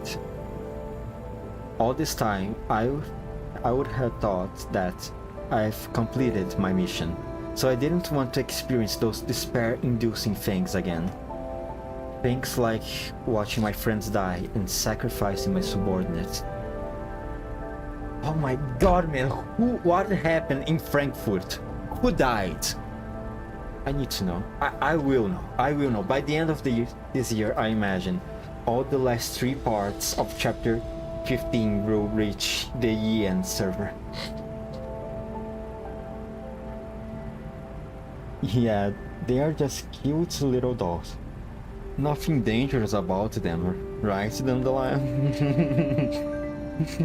Hey, they might have fragments of a consciousness that exists in a higher plane of existence, but it's not that big of a deal. I mean, come on, just look at them. They are just a bunch of dorks. Still, despite everything we did, everything we sacrificed, Paradise is still around. If my mission was a failure, then what even was the point of everything I did back then? As I ponder this, the regret I have been hiding in the depths of my heart surged to the fore again. It's not like I don't understand how you feel. Maybe a new beginning might not be so bad after all. Perhaps those subordinates of yours could come back and work for you again. A new beginning. What kind of beginning? Perhaps we could start with a teeny tiny accident. Okay, here we go. Here we go. Giving us work, huh? I don't have time for your riddles. Aww, you wound me. I guess little Miss Line 9 will have to explain them. Lena? It's like this. Colleen had an idea and she wants you to meet up with 404 after this. Let's go, 404! You mean with 45 and the others? No. Leva, that is to say, 45, is still on a mission with Miss Colleen now. Yeah, take away their guns, they are just dorky dolls. Or swords, if you are talking about our resident rabbits. How they found the not found Lena? Well. To find the not found, all you must do is search everywhere. Simple like that.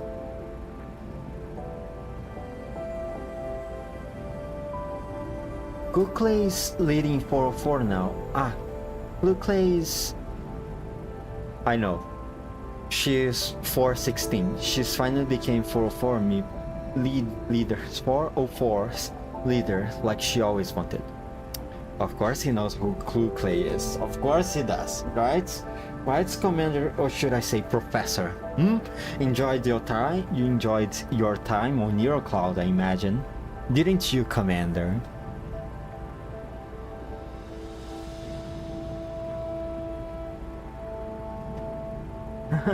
Yes, Bluekay and her team are on a mission and Colleen was hoping you could send a squad over to back them up, in case something dangerous happened. That way, you will be making contact with them, though a request posted by the Nonfa through oh my god, I cannot read! The EN server curse is affecting me right now. Okay. From the beginning. That way, I will be making contact with them through a request posted by the Nonfa. Doing that shouldn't cause too many problems. Got it. Give me the coordinates and the time. I will prepare for it. Commander played Neural Clouds on his phone when he left the Griffin Kruger long. Yup, he did, and he enjoyed every last bit of it. He might have performed a little bit of virtual sex with some of the dolls, but we don't talk about that. What happened in the Oasis stays in the Oasis. Well, it's not too urgent. Their mission is still in the preparation phase. They'll let you know if they need help. And I am being one of those dolls, by the way, judging by the story of her off-out skin. Also, there's something else which is more important. Like I said earlier, Elena needs to get to Living, whatever that is pronounced. I don't speak German or Ukrainian, whatever language that is. Living. That's right. The non-military forces administration has forces under its complete control there, including hospitals with comprehensive care units. However, Miss Scully wants to bring her in via the Intercontinental Railway. And that's probably why we should be approaching the city that Diane is in. Sending her via the Elmo would attract too much attention. Considering our past experiences, it's not like the Intercontinental Railway is much safer. Last time it was because there was a problem with the pickup at your destination. We'll make sure it doesn't happen again. I have a feeling it will happen again, Lena. But you didn't actually encounter any difficulties on your way there via train, right, Commander? That is true. Why virtual when he can do any dolls he wants? Boy, did got the doll charm? Hey, don't think like that. It's dangerous, okay? It's dangerous, alright? Very, very dangerous. We don't know what the dolls might do to the other dolls or to the commander if they found out. Pick one and stick with her. Charm level 11 out of 10 for those. Murphy Law, Lena. Murphy Law.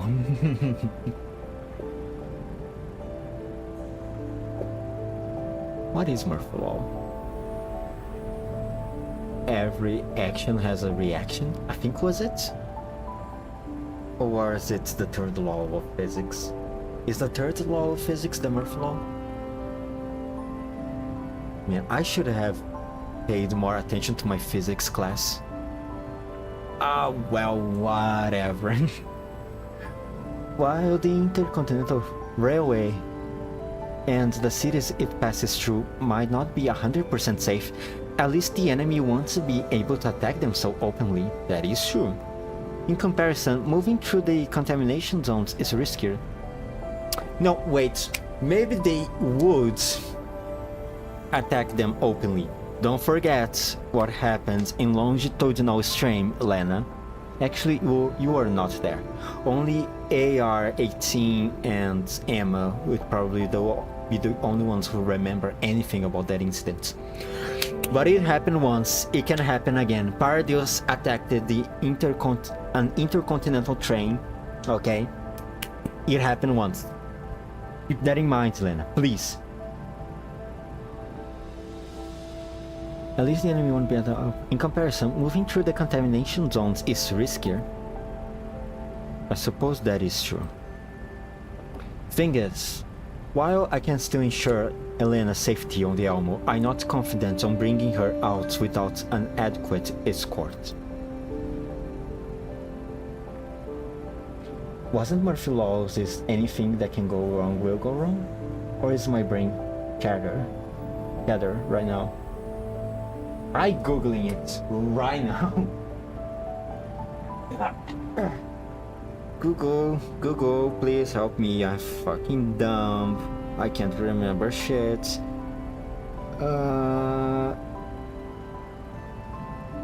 Murphy's Law. Murphy's Law is the idea that if something can go wrong, it will. It is a popular adage that is often used in a facetious or satirical way. You're right, I'm sorry. I confused Murphy's Law with the third law of physics. What is the third law of physics, since I already have Google open? Third law of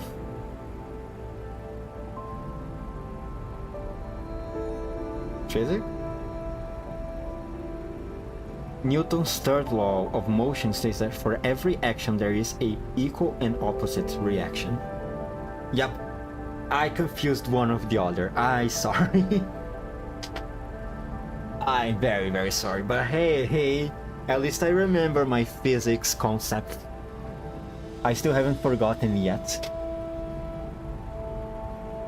Aw, you don't have to worry about that. There are tons of dolls everywhere who are willing to help you out.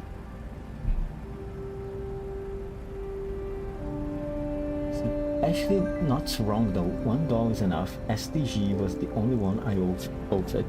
Let's go. Now, I'm waiting for her to release. The Covenant Ring is ready to give to That's the spirit, Commander. That's the spirit. Keep yourself loyal. Hey, learning stuff is never too late. True. Who knows, you might end up encountering lots of friends on the road to leaving. Oh, if you're saying Dandelion, I'm sure it would be very coincidental the fact that Commander might come across Diamond Jungyu on the way. Yes, very coincidental, of course. Encounters, you say? I mean, a random encounter technically isn't a violation of the agreement, right? Of course, if you can get Elena to safety, it's not like there's no way to deal with Mephisto. Am I correct in understanding that this is a condition for the deal? Deal is such an ugly word. I have nothing but good intentions for you, Commander. The more you say that, the more I'm thinking there's some pit trap out there waiting for me to fall into it. Yep, which is the thing Diane can't explain to her troop right now. It's all connected. If she explained, then it's not an encounter. Exactly.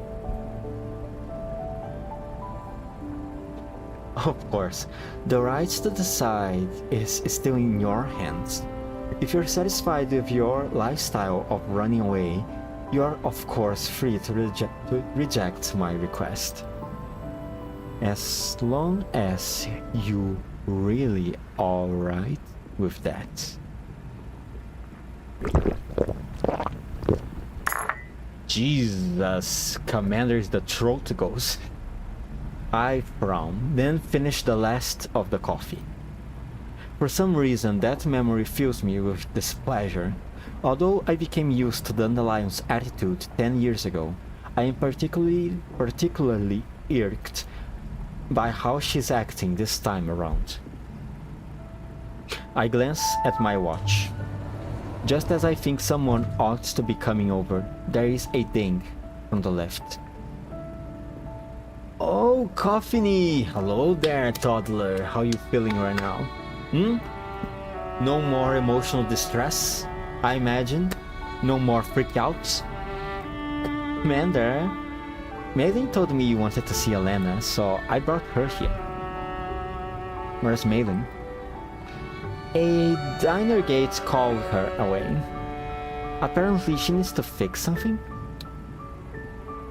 A diner gate? Wait, we have diner gates in the Almo? Oh my god. It's Dandelion, isn't it? Using the diner gate to move around the Almo and interact with it. If she explained, then how many gulps was that? 6 gulps? A whole cup then. That was a whole bucket, I would say. A diner gate call, right? Apparently she needs to fix something. More of Dandelion's tricks, yep. Never mind, I won't bother about them for now. I focus my attention on Elena, who is in front of me now. Although she just woke up, she doesn't look well. Elena, are you okay? Commander, just now, scary. Felt like something was getting to my head. Did she had a nightmare or something? Like, I was remembering something, but I can't remember what. Oh yeah, she got knocked out 2 times. You're right, I almost forgot about that. Krolik! I think I need to reduce Krolik's payment and use it to do some checks on Elena to see if there's not any brain damage. Just that plays enough. We don't need another mentally special person in the train. And she also got knocked out by a sedative that Coffin gave. Right, my memory is coming back to me. No wonder Elena is feeling awful right now. The dinner gate on the bottom left of the screen next to grows at the setting button on the normal maze screen. Yeah, you're right, I completely forgot about that thing. Jesus Christ.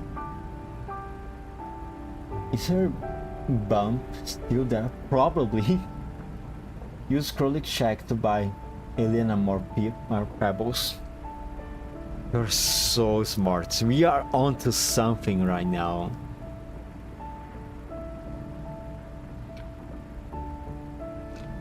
As Elena's eyes fill up with tears, my hand moves on its own to pat her head. My heart is aching for some reason. Oh, paternal instincts? Is that it? Are they starting to kick in? Coffee, is there anything wrong with Elena's body? Apart from bruises where Krolik hit her, Jesus Christ, her vital signs have improved considerably. Still, Elena was acting a little strangely back then. There might be something that the Elmo's equipment can't detect. Is that so? I think for a bit, and then I make up my mind. Elena. I wipe away Elena's tears and speak to her in the kindest voice I can manage. Don't be scared, Elena. I will take you to a safe place this time. It will be a place where you will never feel scared like that again. A safe place? Yup. Safer than the Elmo, even. Not true. Elmo is the safest. Elena, have you not noticed the massive hole that we have in the roof of the Elmo right now, from where we just got invaded? Have you not noticed that? Have you forgotten about our little knitter friends that hacked our systems and we had to repel the attacking enemies? Have you forgotten about that? Have Krolik's hit on your head erased parts of your memory? Have that happened? Do you really believe the Elmo is the safest right now? This company paycheck also getting deducted for using a strong anesthesia. Strong anesthesia have strong addiction effect. She better not get Elena addicted. Is Krolik's paycheck enough to buy a Peebo though? Good question, man. Because people with the inflation these days are having a big rise in their prices lately. I think perhaps 50k collapsed pieces would be enough to make up for it. Yes, 50k collapsed pieces sounds great for one pebble. I'm sure Elena will be rejoiced by it. Well, inside the Bujung's stomach is technically also safe. You won't get robbed or kidnapped by Paradeus, but compared to Elmo is still a better choice.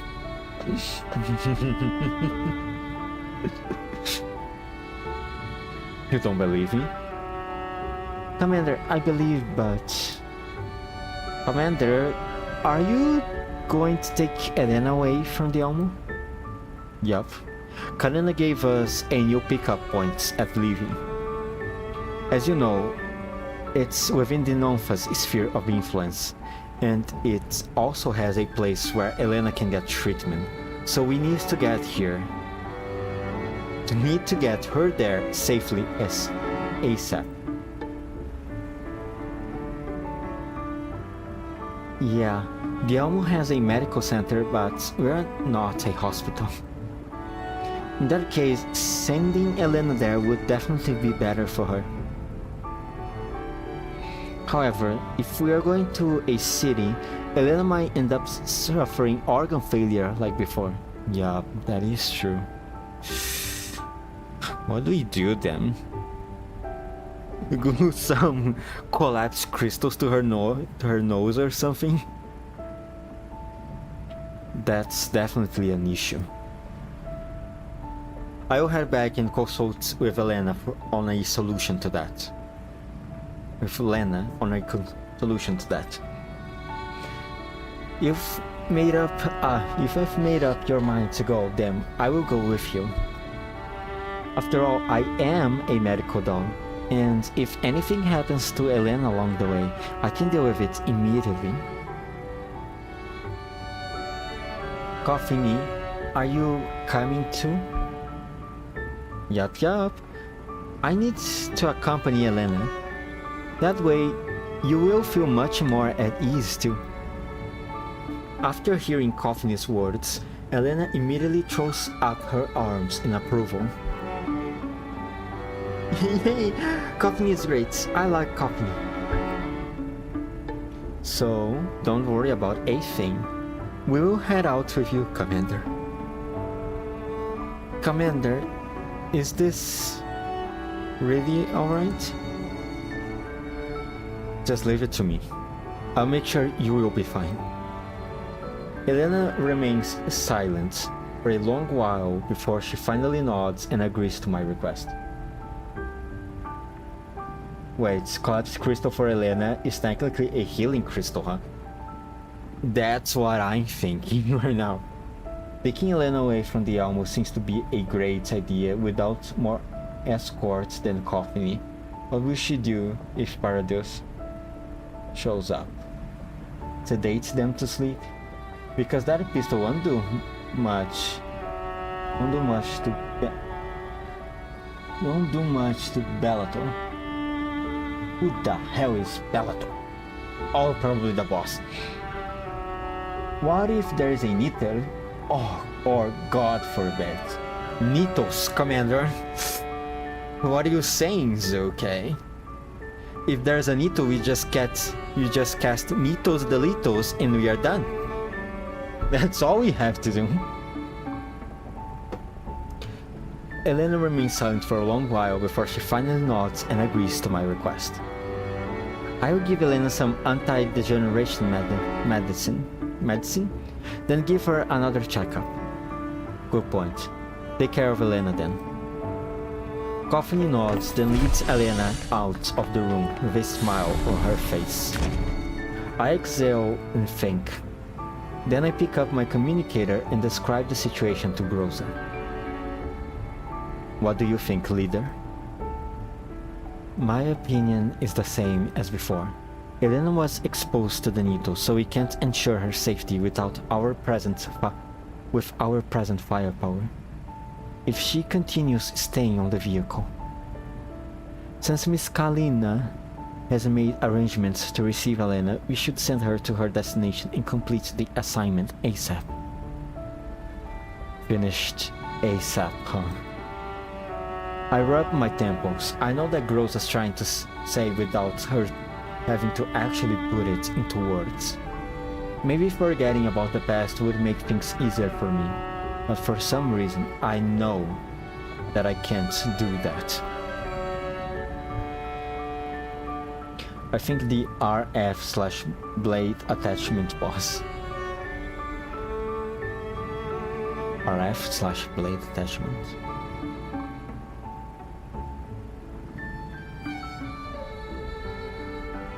Oh, the big mecha thing? Is that what you're talking about? I tell Groza what's on my mind. As expected, she expresses her opposition to my idea. Commander, we have very few dogs on hand. Carrying out 2 missions at once would be too much for us. We want to be able to support Squad 404 if we have to cover both you and Elena as well. Meeting up with Squad 404 would be an excellent opportunity for us. They are very good fighters and would greatly improve our combat capabilities. Then, Elena... My plan is that Coffiny, Elena, and I will travel along the route Lena gave us while you stand behind and secure the Almo. According to Lena, 404's situation isn't too urgent, so we will back them up once we finish escorting Elena. Just buy a Jupiter cannon and install on top of the Almo. She'll be strong enough against any kind of weird opponents. And with that, the Jupiter cannon can move also. Oh, now we are cooking. Now we are cooking right now. What's the mecha? The twin dudes with the ropes?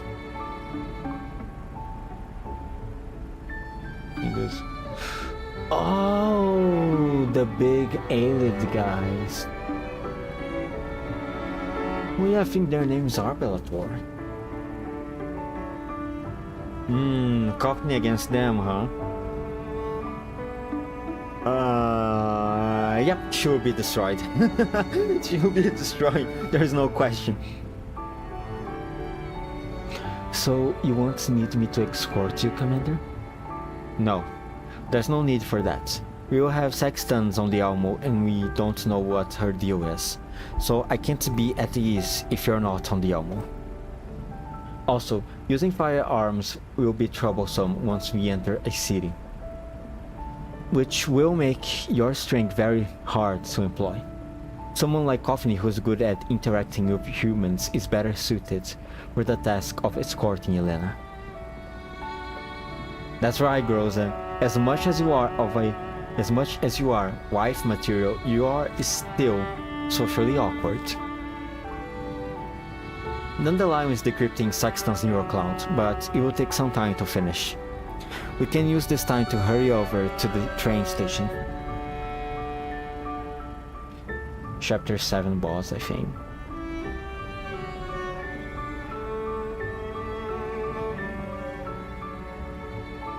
Now I have to check it later. Dandelion... Okay, I've already read that. Groza doesn't reply right away, unlike how she would normally. No wait, I don't need to check later, I can check right now. I have Google. Yeah, since Sangivis Ferris is... Oh my god, I hate the heart thing on the YouTube chat. Yeah, since Sangivis Ferris is basically can be bought by anyone now, maybe ask Kalina to hook us up with Jupiter Cannon from an upfront payment. Oh, you're so right. We could more easily get some Jupiter Cannon right now. We just need to make a few adjustments to it. Now, GFL2, Bellator.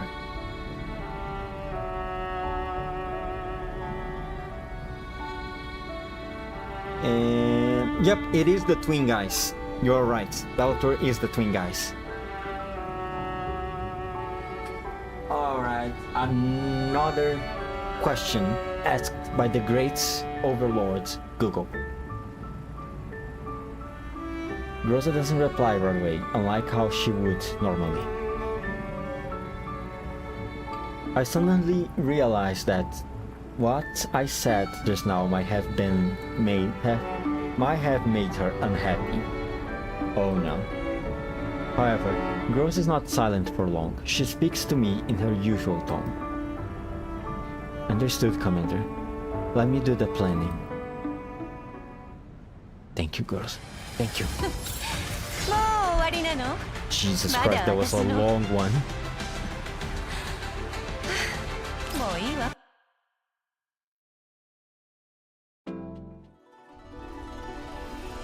1, 2, 3, 4, 5, 6, 7, 8, 9, 10. 2, 3, 4, 5, 6. I will do... What hour is it? 4:30 p.m. I can do 1 or 2 more, depending on how long 1 tree is. And once I've done that, I'm going to end for today.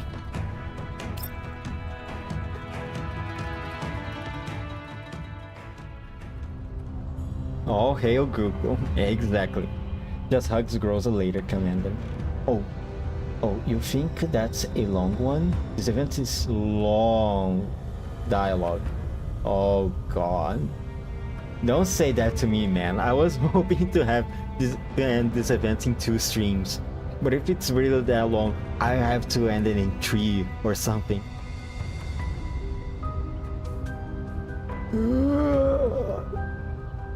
The Fallen Doll's neural clown seems to have successfully rebooted. She shakes her head, then struggles to prop herself up. Diane gently helps to support her into a sitting position. Okay, so we had the commander, then went to the past flashback, go back to the commander, and now we are back with Diane and the others.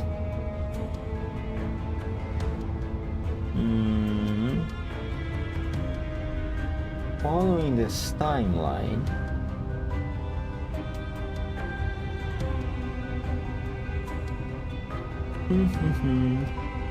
Commander happened first. Okay, flashback first, then the commander stuff. The Diane parts is a bit of incognito. I'm not sure if it happened way before.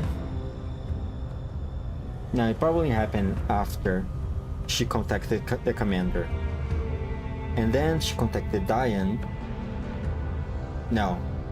Diane and the others start to move into the intercontinental train, so Dandelion knew that she would enter in contact with the commander way before, which is not weird considering her connection with M4. So Dandelion in fact happened way before. Then sometime later, chapter 8, the flashback section, and then the commander part, and then the Diane, and now the second part of the Diane. Okay. She shakes her head, then struggles to prop herself up. Diane gently helps to support her into a sitting position. Are you alright? It is coughing. I think I'm fine. Where am I? You're just outside an intercontinental railway station. What's your name? And changing perspective many times. The quickest dog have the longest event storyline. Long, maybe because of the deleted story they had to make, dude. Yeah, probably that. Probably that. You're just outside an intercontinental railway station. What's your name? My name is Hoffney. The doll called Coffiny slowly comes to her senses. Then she seems to realize something and begins casting a searching gaze around herself. Commander? Elena? Elena? Commander? Oh. There is nobody else around except the dolls. Coffiny looks like she's about to cry. Diane looks just as shocked as Jungyu, but she patiently waits for Coffiny to calm down. The last thing I remember is the Bujung charging at me. Did you guys save me? The Bujung was gone by the time we arrived, and Big Sis helped reboot your neurocloud. I see. I don't know how to thank you for your help. We were just doing what we had to do. The important thing is that you're okay. About that commander you mentioned it, could you tell me more about them? Oh, interested? Diane, are you right now? You wanna know more, don't you? Aren't you anxious to be reunited with the commander? The commander? Why are you asking about the commander? Perhaps the commander you're talking about is the same one I know. We might be able to help each other out. Can you tell us more about this person so we can verify them? I don't know. I didn't know the commander has so many friends. Oh, Coffee, you have no idea how many friends the commander had, okay? At least over 300 of them. Just so you know. That's only one tree, and there's that many changes perspective. Yeah, there's 5 now, right? It's just one tree changing POV. Yeah, Bujung got deleted by Elena's spheres. Her sphere is OP. I will have to learn to never underestimate the power of the ball that Elena carries. Coffiny mutters to herself, these people don't seem like a bad lot, and she does need help. After some soul searching, Coffiny decides to reveal a bit of information. The commander is the person who commands us. That was completely accurate and 100% useless. Yeah, good job on being redundant, Coffiny. Yes, I should be saying this. The commander is a bounty hunter who drives a mobile base vehicle around and takes assignments from all over the place, although they hardly make any money. Always poor. The MBV. Is this MBV called the Elmo? How did you know that? Diane and Jungyu exchange looks. And then there is the special dolls, if they are canon. So many friends of Commander Coffiny that I sometimes forget who is who. Heck, I still confused who is Litara in GFL1.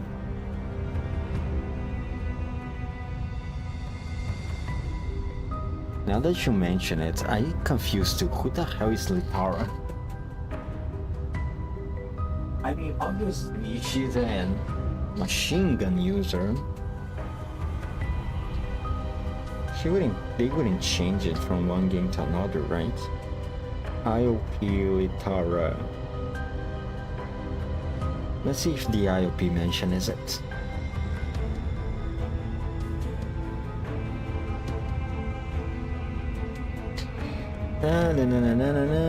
Litara is a playable character in the game Girls Frontline 2 Exilium. For the corresponding character in Girls Frontline, see WKP. She's a handgun on GFL1, one of those 3 stars that we get from the monthly login. WKP.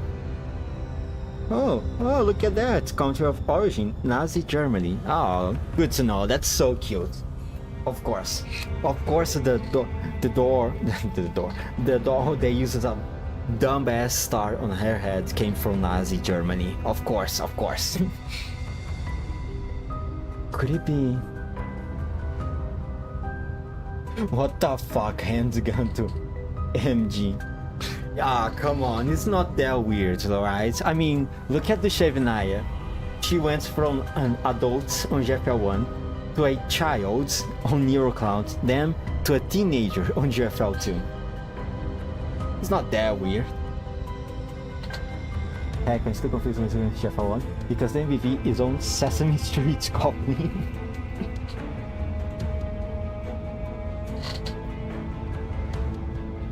It seems like it.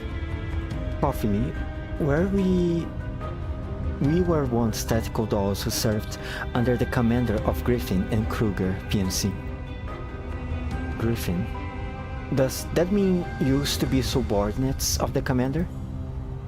Upon hearing Coffin's words, Diane is now certain that she's talking about the very same commander that she knows. That's right. Pardon me for not introducing myself. My name is Diane, and this is my little sister, known as Jang-Yu. We used to be tactical dolls from Griffin. This is Zhaohui. Zhaohui. I think is the correct pronunciation is Zhaohui. Zhaohui. While was not from Griffin, she is very reliable and is a friend of ours. Jang-Yu and Zhaohui waved to Coffee. So please believe us when we say that we wish to help you. Miss Coffee, can you tell us what happened just now? Shiv and I on the... So that's why I couldn't find her on the MG doll list. The Shiv and I on GFL1 was her second body though. If I recall in the Bible... I love that we just call it the Bible. She had a child frame before her adult frame on GFL1, which is her child again. I'm not sure if I'm right though. I'm not sure if you're right also because I'm going to be honest, I don't know that much about the Shevnaya.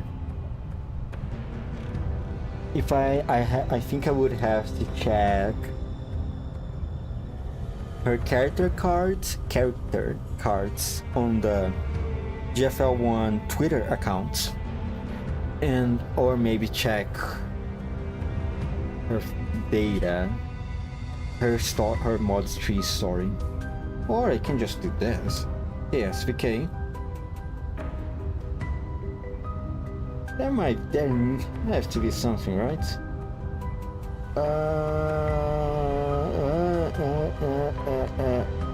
Weapon background, character design, character backgrounds. Behaves like Shuni, often thinks about severe and unrealistic questions, also likes to talk about a lot about big philosophy during her everyday speech.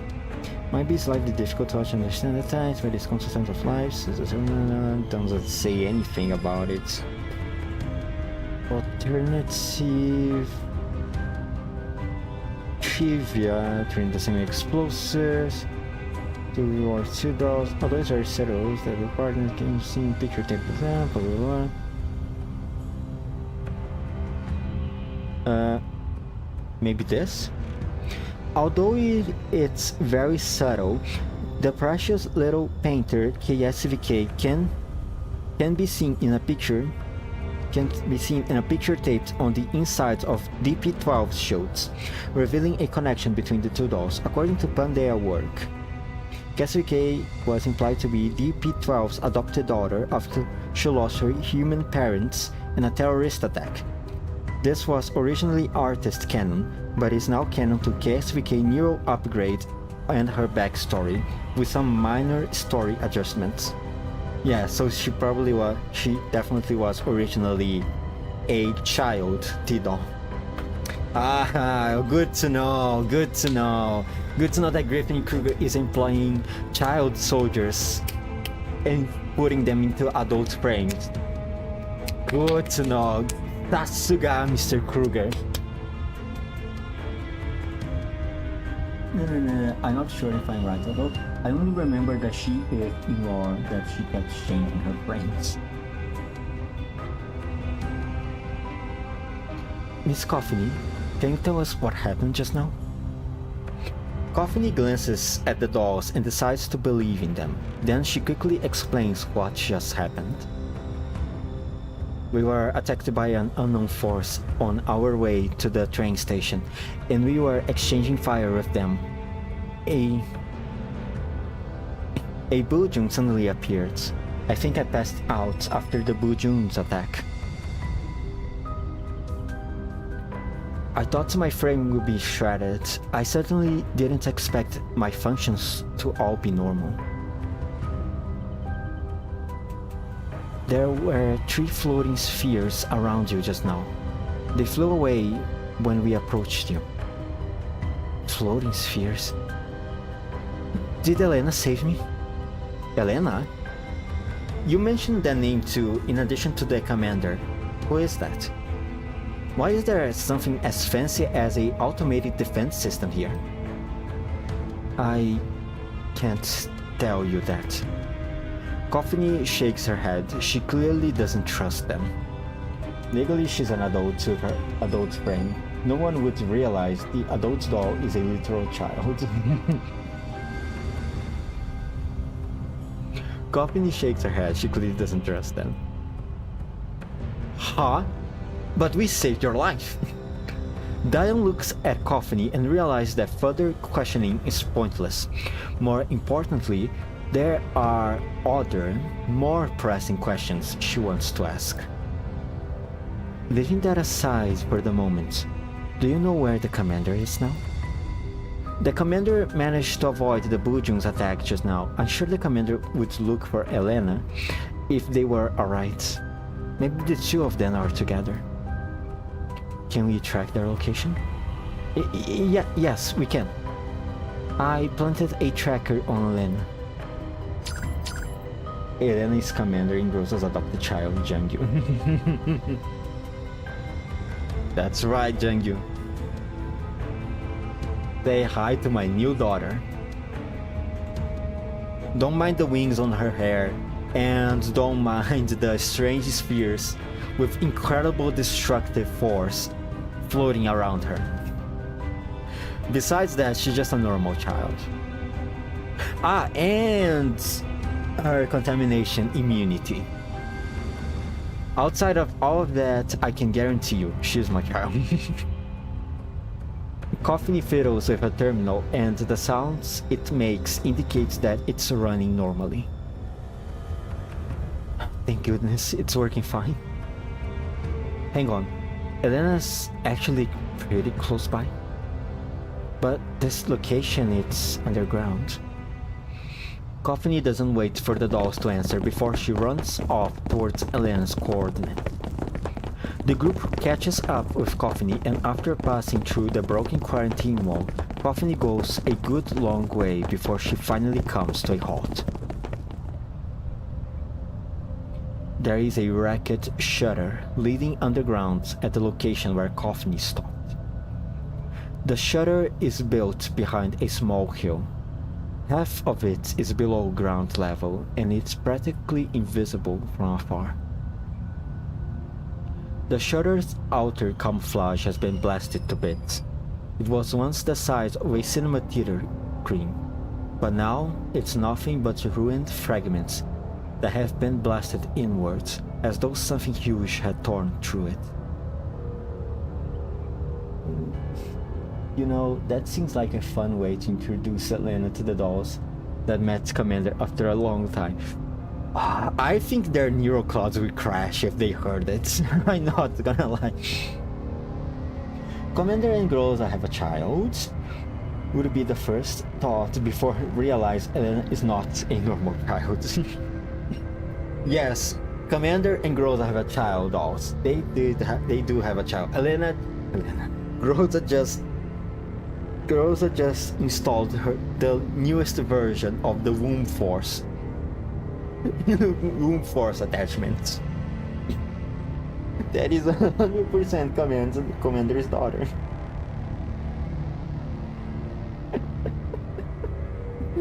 neurons will crash. Certainly. Look at this ripping and tearing. Did that Bujum flee in there? There is a weird slime on the ground. Looks like it went there. Those spheres flew this way too. Maybe they went inside?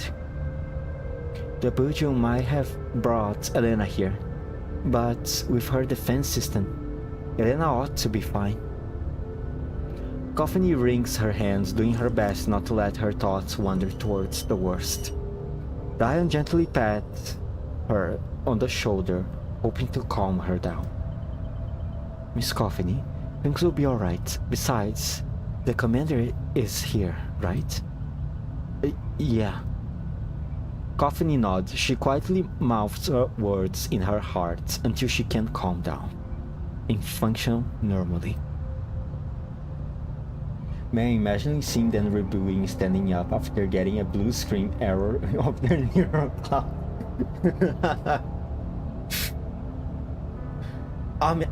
Now that I think about it, Dandelion 100% would be the type that would do something like that. Yeah, fucking Dandelion, man. The dolls approach the destroyed shutter. The interior is extremely spacious and it seems to lead to an underground passage. This underground entrance, it has to got some kind of shady facility. Looks like it's a secret passage built to smuggle people past the quarantine wall. Why is this secret passage so big? It's big enough for vehicles to pass through, and considering how close it is to the train station, it must have been built by a really powerful broker. Can underground brokers really do that? How do you think they transport the really big pieces of merchandise? All this can't be just a coincidence. Diane remembers the reminder that the railway police officer just gave them. Oh yeah, the people were going missing. That, combined with the fact that anything involving the commander is bound to be complicated, makes her think that they need to be exceptionally careful with their next move. That's so true. Dandelion would do that to introduce Elena, and the doll would process Dandelion probably did something for that. For that to be possible, considering Dandelion is the one saying it. Yep.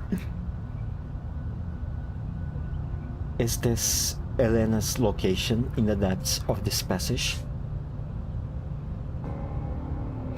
From their coordinates, they seem to be far below us. Perhaps there's another facility below.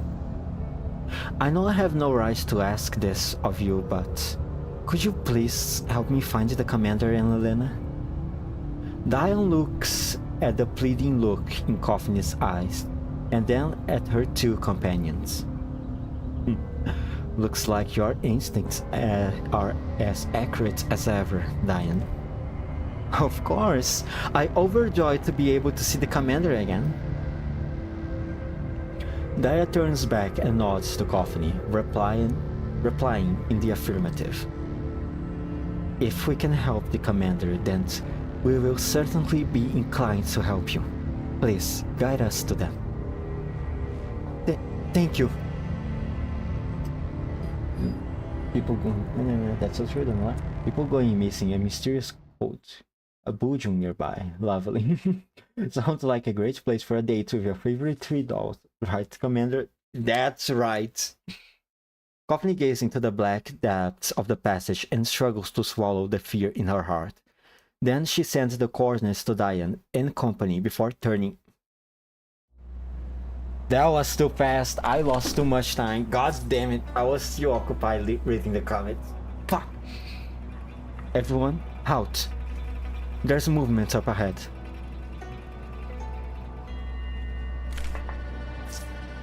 Are they a squad of PMC troopers? Uh-oh. Their gear reads Mangi Security. Mangi? Maybe they are a bodyguard detachment employed by the underground brokers.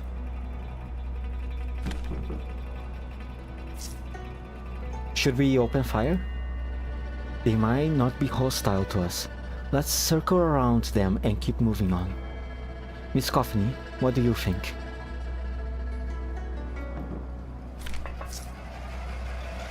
That's them. They are the ones who shoot at us just now. HQ. We have been attacked by some kind of autonomous defense weapon. Casualties are 7 men, and we couldn't stop it from advancing. No, the target isn't moving at the moment. Those Unitates are praying or something. We can't step in. We are trying to get enough people together to lock this scene down. Our losses from the battle just now were too... The targets... Are they talking about Helena? No. We can finish the mission. We don't have to... Yes, understood. Squad, hold this position. We will mount a fighting retreat when the mishaps show up. Hang in there. Mishaps? What are those? Who knows, but Helena might already have been captured by them. Miss Diane, we can't wait to meet up with them. Let's press the attack. She's right. These people might put the commander in danger. Let's eliminate them.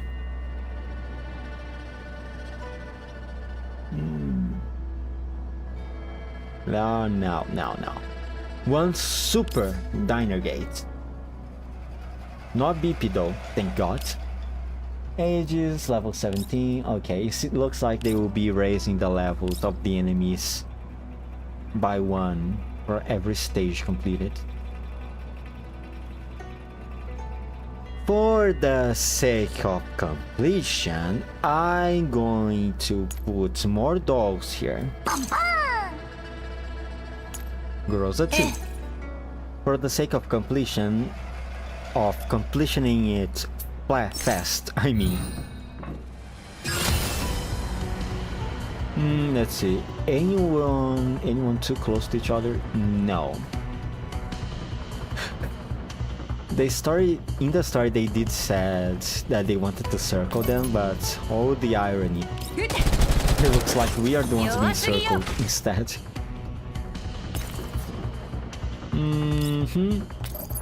Kill this guy. The damage they deal is negligible. The dolls, the level of the dolls is too high for them. So it should be fine. Shoot the diner gates because the diner gates are annoying. Okay, now shoot the diner gates.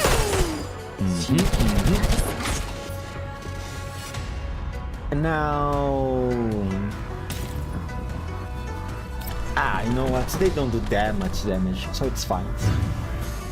Well, at least the uniform is Mangi Security and not KCC marking. It's true. If I don't have a Jupiter cannon, would it be a Titan Diner Gate?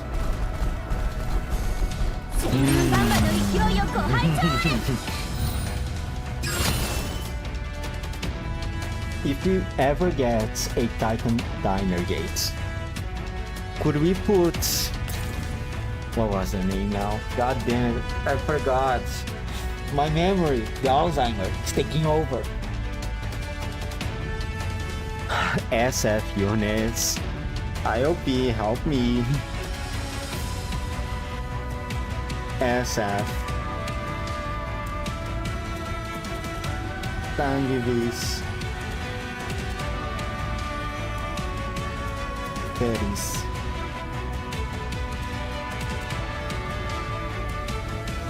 God damn it, I'm correct. Sangivis. You know what? While I check it out, I believe you girls are able to deal with this by yourselves. Sangivis fairies.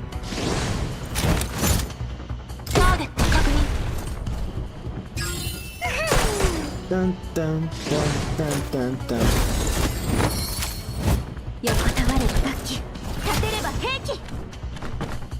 Destroyer, that's her name. If you ever get a Titan Diner Gate, can we put destroyers 準備完了 AI into it, please? Once again, just for the memes. 任務完了。みんな警戒を怠らないで。安全に帰還するまでは気を抜けないわ。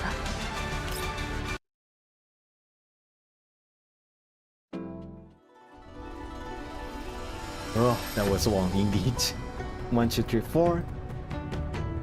What hour is it? 5 p.m. God damn it. But then what? I will do what? 4 more? Or 3?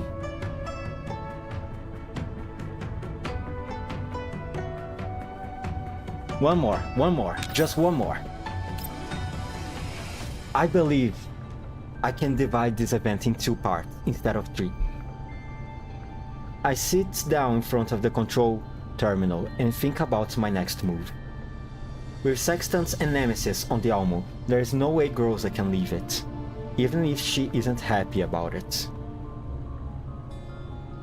However, there was something strange about Groza's expression, especially when I was discussing the past with her. Still, she's the doll team leader, so she ought to be able to handle it. Okay, now we are back with Commander, and I imagine this is right after he issued his orders to Groza, and also before getting attacked. Okay, alright. Okay, so far I'm still not confused. Thank God. I also think I have to go now. I have a meeting at 6 later. 1 hour of sleep should be enough. See ya. See ya, ZK. Thank you for showing up. I hope I hope you're able to sleep, to recover your sleep sometime later. With that said, back to the story. We will need some combat power to account for any sudden developments. The other dolls are way too flashy, which means the best choice is Coffee. Oh, because she's so small? Is that it? She's a midget? The conclusion I reached is that I can rely on my own flexibility and Kalina's resources to take care of things in the city. But in the contamination zones, Quad 404 needs fire support from the dolls. I lightly tap the table with my knuckles and decide to split our forces up in the end. I scratch my head, then sighed heavily. The familiar pressure that once plagued me returns. I hate having to choose between a rock and a hard place like this. Oh man. Have you made up your mind? Dandelion! What a way to cut the pressure right now. Dandelion's voice comes from a strange place. I look around, then find that there is a diner gate floating in the air right on top of my head. Since when did you gain the fetish of sliving into diner gates? The floating diner gate that was originally intended as a smart navigator for the Elmo flies a little lower, but I still need to look up to see it. You know she's doing this on purpose. You know she's just floating slightly above the commander's line of sight just so to make him look up, just to piss him off. You know this is on purpose. Even in a diner gate's body, this aura of smug superiority is uniquely Dandelion's. A great line. I need to screenshot this. Hold on. Gonna show this to my friends later. And whose fault it is that there aren't any usable frames on the Elmo? Look, it's not my fault that I am so poor, okay, Dandelion? Now, I have to lower myself to using this body. She speaks it as if she's not enjoying it. Lower myself? Who the heck even says that? Still, being able to float around like this feels nice. Looks like the stuff I left behind back then was pretty good performance. With just a quick modification, I can interface with beacon signals. Now I can contact the Elmo no matter how far away you are. Well, isn't that good news, huh? So you're saying you're going to head out with us in Diner Gate form to Levy? Well, if I stayed on the Elmo by myself, I'm sure you would be worried about me taking it for a joyride and leaving you homeless. Oh yeah, I can totally see you doing that. My god. However, I rise from my place in front of the command console and I keep my gaze trained on the diner gate.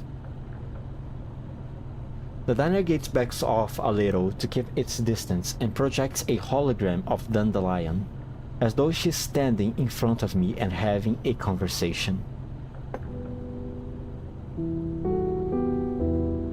Why are you looking for me now, of all times?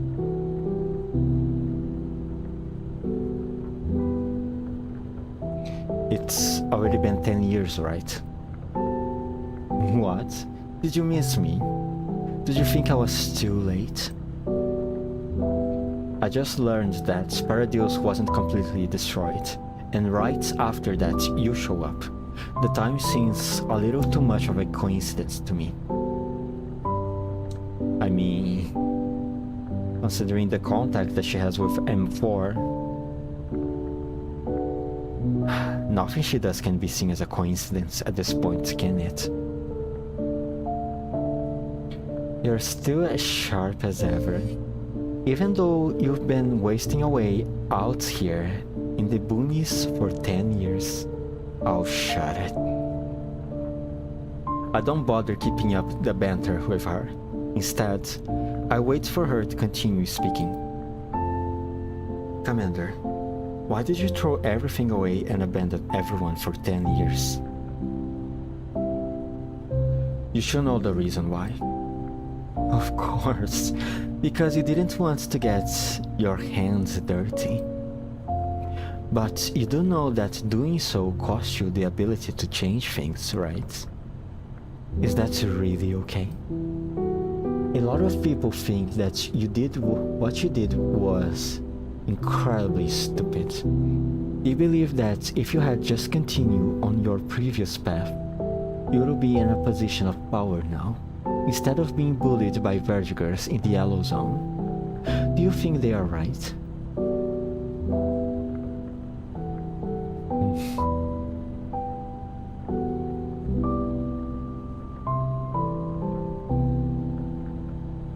At first I thought you wouldn't put up with this injustice for long, but now 10 years have passed in the blink of an eye, and you have endured shame that normal people would not have been able to bear, with no intention of compromising in the slightest. Because of your sacrifice, all of the people under you, humans and dogs, ended up living pretty good lives. I was definitely not expecting to hear those words from you. Are you trying to persuade me to go back? Of course not. You would truly resent me if I did. Damn straight. However, it seems that you couldn't achieve your original aim despite going rogue to do it, and the target you were truly aiming for was never exposed. The time was not yet ripe over the past 10 years, but now she has come to see me. So perhaps it is time for everything to be turned around. She, you say. M4, M4, M4, M4. Yes. Even if you don't believe me, you can believe her, right?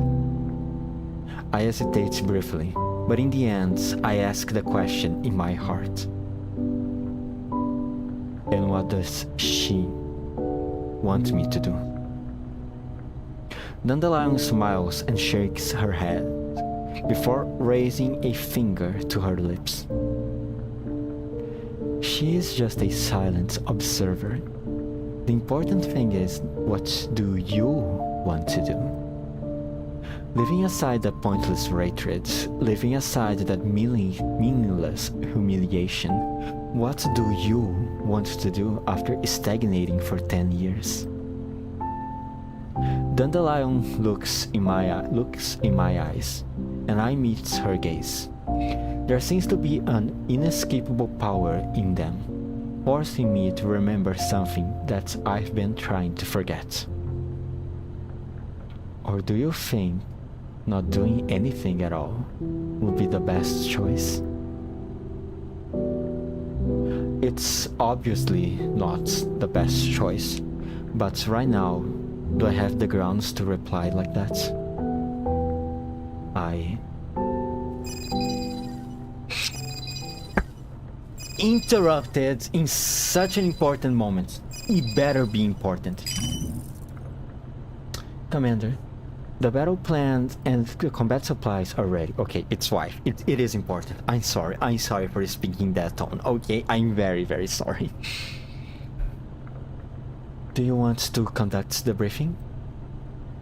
I glance at Dandelion. She shrugs, then shuts off her diner gate holo projection, as though to say we will have lots of time to discuss this later. I shake my head, then take a deep breath before giving Groza her orders. Alright, have them come over to the ops room. The drone takes off from the Elmo's landing pad, and soon the massive Elmo is nothing more than a tiny speck on the ground.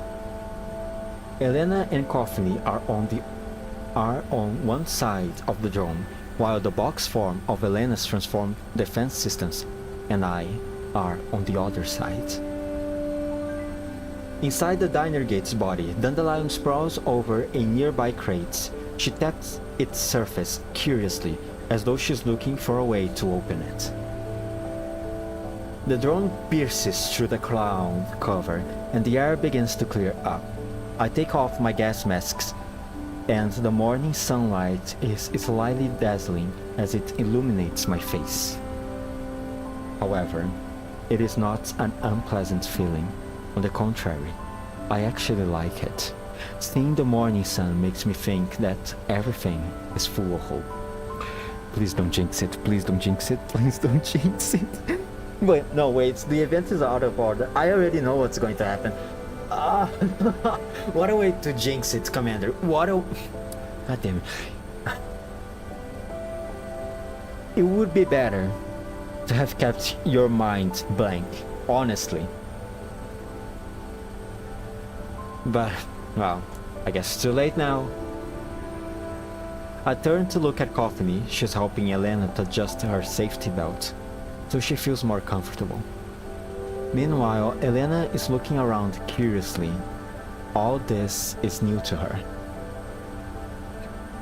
That's just as well. I was worried Elena would be afraid of flying, but it seems my worries were unfounded. Just as I think this, I hear Maylin's voice over my earpiece. Commander, we are in cruise mode now. We are about an hour away from our destination, the Intercontinental Railway transfer station. Make sure you fly us well. Maylin, you took me a long time to get this drone back into flying condition. And I starting to think that this drone is going to be shut down very quickly. I don't know if it's going to be PMC soldiers or is it going to be a Bujum, but it's going to hurt our wallet. Once again, I believe. Of course I will, Commander. The drone will touch down some distance away from the train station. Miss Dandelion said she upgraded the diner gate functions, so you can use the beacon's comm systems to contact the Elmo at any time. Got it. Thanks, Mailing. I'll be counting on you to get us there and land us. I end the transmission and turn to look at the diner gate that's engaged in amusing itself.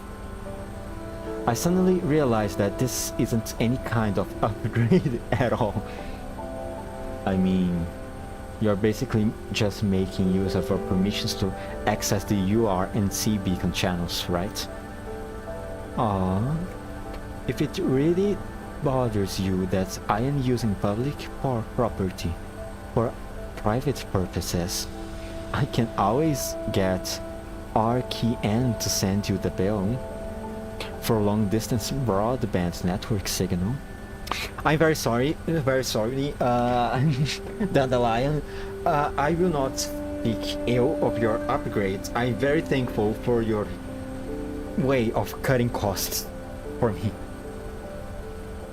Sounds like this diner gates before me would make a killing if I sold it to the underground brokers.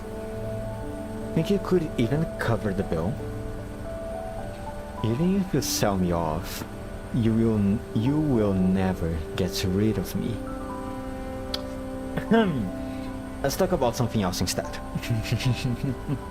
Sure. Such as? For instance, how much do you know about Selena? While the information we've collected beforehand already suggested, I suspect that she's not a fully immune individual. The only thing we can be certain of is that she's related to Paradise in some way. Surely there's no way you are entirely ignorant of this, right? Aw, am I really that all-seeing and all-powerful in your eyes? I mean, you're asking, is it not, Dandelion? Unfortunately, I'm not as idle as you, Commander. I don't have the time to investigate this matter. Okay, thanks for nothing, I guess. While we were slacking off for 10 years, I was working on the development and maintenance of the URNC's fully automated internal planning and management system. Oh, really? URNC... What does the URNC stand for? Is it a Soviet company, association, division, whatever? Because if it is, there is a good chance that they might be using the old gas system for this, right? Didn't the Soviets use the old gas system long ago, but it failed because it was too bureaucratic? Union of Rosarstrist Nations Coalition. URNC blah blah blah blah. Core territory of Eurasian continent is most of not all of the world, with another exception of Antarctica. Multinational absorbed by the URNC was the new Soviet Union. There we go. Maybe they are using some variation or upgraded version of the old gas system.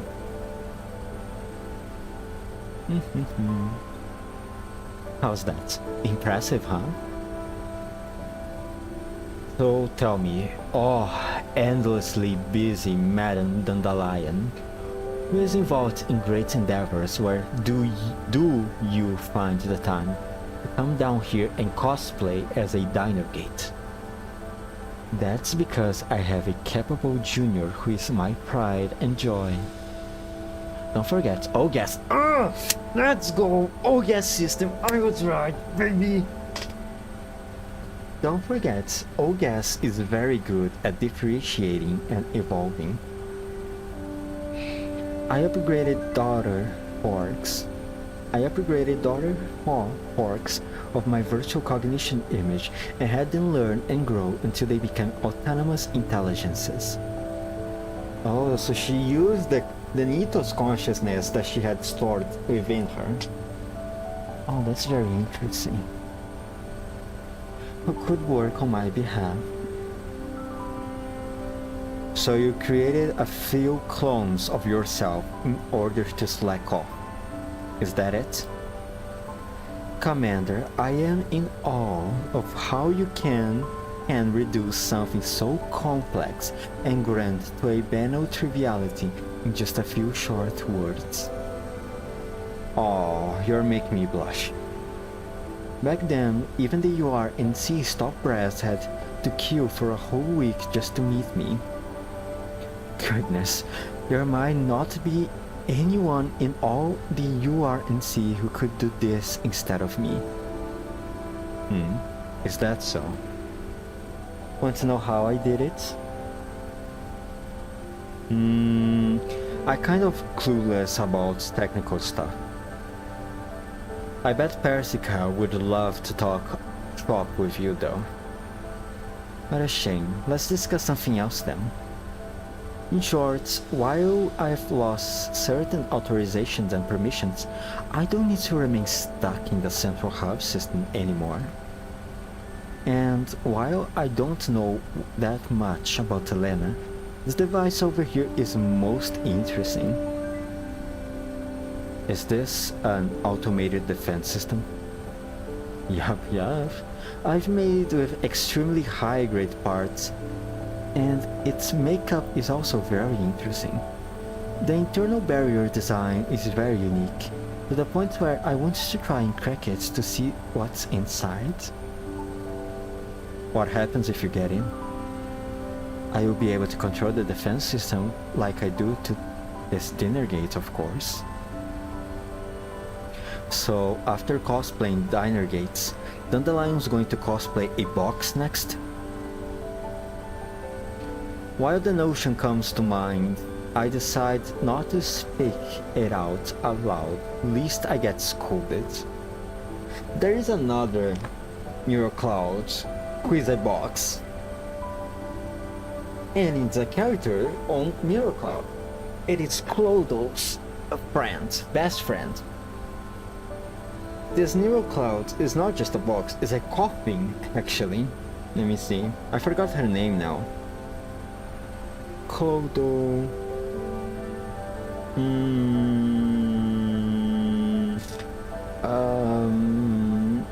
Neurocloud explanation.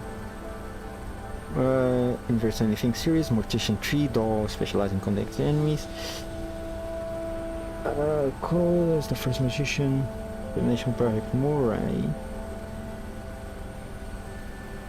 Clodo, Onyx. Oh!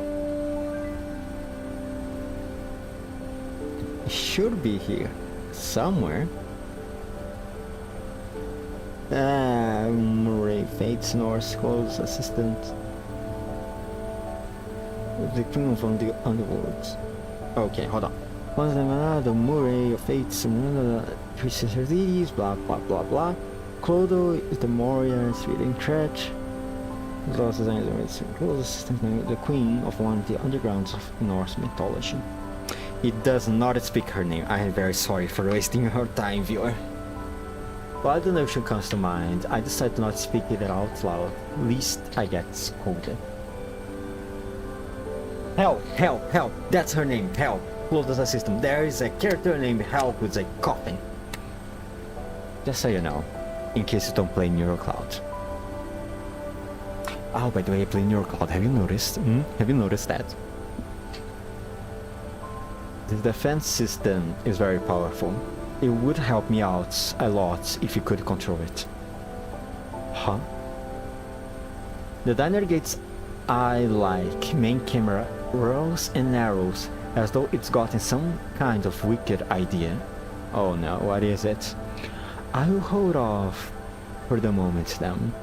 We can't have you getting into the habit of relying on others and become lazy, Commander. Look who's saying that. Thank you. Once again, I turn to look at Elena. Coffin's head is down and she's checking her systems. I hit the PTT on my communicator twice to indicate that she should patch into the channel, and Coffin obliged. What's wrong, Commander? Elena's going to be spending a long time out of the contamination zone this time around. Is she alright? I brought some nutrition supplements along. They ought to help keep her body functioning. Also, I modified my remoting pattern. Now it can't dispense glass particles for Elena to absorb. Ah, very nice, like a butterfly and a flower, I see. That way her body won't degenerate so quickly. Miss Lena also promised us that there would be places in the cities along our way where we could treat Elena's condition. She will coordinate with us as we move. Good. We need to be prepared. Elena begins gesticulating wildly upon seeing Coffin talk to me.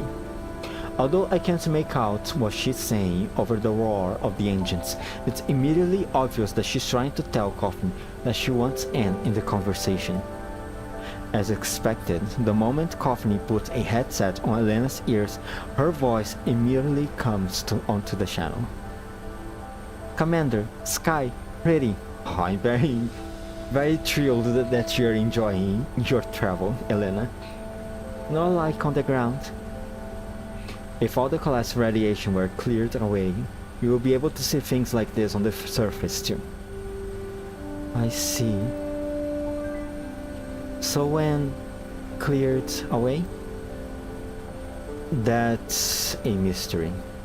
Surely the great and mighty URNC will finish that task someday. Glances at Dandelion. Elena tilts her head from where she's sitting on the other side of the drone. Perhaps the topic was too complicated for her, but she decides to just skip over it entirely. Feels like going out on holiday. Do you know what a holiday is? No, I don't. Coffin taught me. I knew it. A holiday, huh? That's a wonderful word that's completely unconnected to my current situation. Coffin, have you ever been on a holiday? As if dolls could go on a holiday. I read about it on a book. However, the commander can take us all on holiday in the future. Beach episode, beach episode, beach episode, swimsuits, let's go, we already have the skins for it, we can do a beach filler episode. Come on, Mika. We did it on GFL1 and we can do it again on GFL2. Holiday, holiday, everyone on holiday. If only we had the money for that. Elena seems to be in high spirits today. That's because we are here, Commander. You are here, Commander. Elena has always enjoyed being around you. It's like you've got a daughter, even though you haven't tied the knot yet. I need to screenshot this. I really need to screenshot this. And she doesn't know. She doesn't know about my relation with girls, and she doesn't know about the wound force. Quiet you. Dandelion seizes the opportunity to slip into the conversation and begins telling them all about my various dorky scandals from Griffin until they are doubled over in laughter. Okay, alright, public humiliation, I see. Okay, alright. I quickly change the subject, clearly because I am worried they will fall off the drone from laughing too hard. Yes, that's it. Dandelion then walks about one of our previous missions. They are so shocked by the tale of the doll's battles and sacrifices that they can't even speak. This time I don't interrupt her. I silently listen as Dandelion narrates the past, and the faces of all my past friends and comrades come to view. The drone is flying serenely through the sky, and the sky is slowly brightening from the pink of dawn. At great length, Dandelion finally finishes telling her story. Coffiny voices sound a little choked up over the conch channel. I didn't know you went through all that, Commander. It was all in the past. Commander, amazing. Yes, I am. Thank you, Elena, for some recognition. I'm not that amazing. There you go again, Commander. You get embarrassed when a girl praises you, even when it's a young one doing it. That sounds really wrong. Do you like them young, Commander? Coffee, don't. I'm gonna screenshot this too. I can't. Coffee, don't get wrong idea from this, please. And stop teaming up with Dandelion either, okay? Oh, it's not necessarily. I believe the Commander preferences are very comprehensive. Otherwise, they wouldn't be so indecisive on that particular topic. So many screenshotable parts in the story right now. Hey, I reach out to try and grab Dandelion's gates, but she nimbly evades me. She hovers just barely out of reach of my arm's maximum attention, and as I am still secure in my seat, all I can do is glower impotently at her to indicate my displeasure. She's doing it on purpose. You know that. You know that she's doing it on purpose. She's not just flying all over to the other side. No. She's just doing it barely out of reach, just to be extra annoying. Always calculated. Commander, we are almost there. Please remember to put on your mask. The drone's about to descend. Got it. Alright everyone, settle down and prepare to descend. Maylin's voice draws me back to my desk, and after hearing her, the others stop messing around too. I put my mask back on and signal to everyone to get ready to land. Coffiny checks her safety belt, then helps Elena check hers, while the diner gate attached itself securely to the defense system box. The drone slowly sinks into the cloud cover. Although I can't see the surface, I have the feeling that we are not far from our destination. Just as I am prepared to descend, Coffiny's voice reaches my ear and my terminal indicates it's a private transmission. Commander, if Elena gets cured during this trip to leaving, will she be coming back with us? I don't think she will, Coffiny. I'm sorry. Probably not. Someone will protect her and take her to a safer place. Is that so? It will be a little lonely then. For a moment, I am at loss for how to respond. After a brief silence, Coffiny continues speaking. But that's definitely a good thing, right? In the story Dandelion told just now, you saved a lot of people, so it's the same as well this time.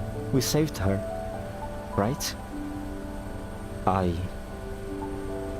am briefly at a loss for words. There were a lot of people I didn't manage to save. Anje. Makium. Never forget, Commander. That's what I want to say. But even though I open my mouth, I can't bring myself to say those words. I reflexively look at Elena, but she has none of her excitement from before. In fact, she seems to be in a daze. Coffiny also notices Elena's unusual behavior and speaks to her in a concerned tone. Oh no, Paradise is around again, aren't they? Hey man. Elena, are you okay? Are you not feeling well? There's a voice. Elena does not answer Coffini's question. I can hear her muttering quietly to herself over the channel. Just as I am about to speak to her, a drone suddenly starts shaking violently, and I immediately realize it is caused by the shaking of the box inside me. Oh no. What's wrong? Commander, the defense system is changing form. The diner gate breaks free of its attachments and flies into mid-air to avoid being hit by the box shaking. There's a voice. That sounds the same as me. It sounds familiar. It's like before, but this time, it doesn't hurt. Did something happen to Elena? Looks like she can hear something that we can't. Elena, what's with you? Coffini looks worriedly at Elena, but Elena ignores her, instead gazing to the depths of the clouds. Over there. The box instantly transforms into 3 spheres, and I hurry to grab the diner gate as the shockwave of the transformation tosses it aside. The spheres fly over to Elena, slice her free of her safety belts, and carry her into the air. Coffini tries to grab her, but Elena nimbly avoids her. After glancing coldly at Coffini, Elena flies free of the drone and ensconces within the embrace of the spheres and swiftly disappears into the clouds. She just jumped! The disruption from the spheres makes the drone shake violently, and I hold on tight to the handrails and try to keep my balance. Commander, what happened? The drone suddenly lost flight stability. Elena, she flew away. Flew away? The unbalanced drone goes into a flat spin and plummets towards the ground. I glance at the propeller next to me and see that it's constantly shifting its pitch and orientation. Clearly, Mei Ling is doing her best to keep the drone aloft. Aloft? All I can do now is let Mei Ling handle things. I hold on to the handrail for dear life, and the blood surging into my brain makes me feel like I'm going to puke my guts out. Commander, hold on tight, don't fall off. Through the corner of my narrowed eyes, I see Coffini clinging for dear life to the handrails. The wind is blowing so hard I can barely open my eyes. I channel all my strength into sticking the diner gate to the drone so I can free up a hand to cling ever tighter to the handrail. Pull up!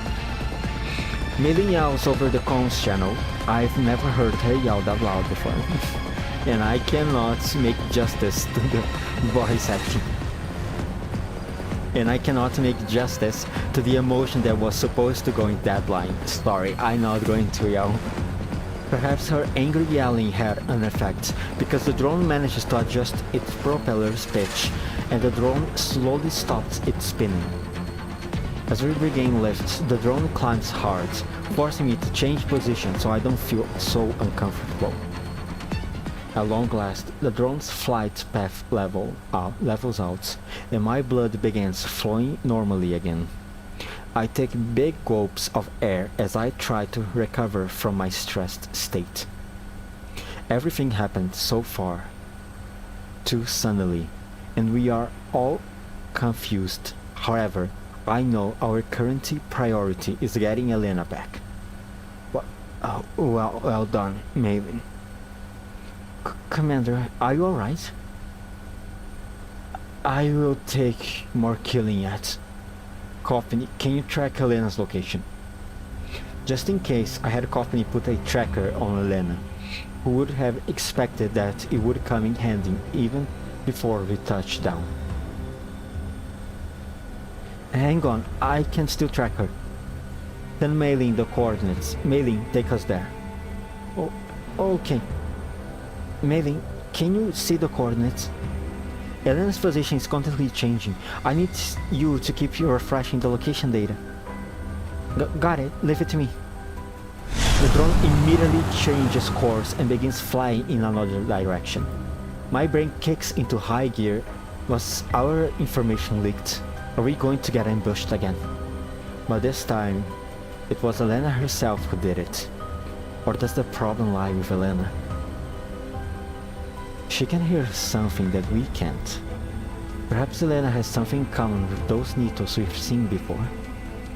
The diner gate that's attached to the drone looks my way.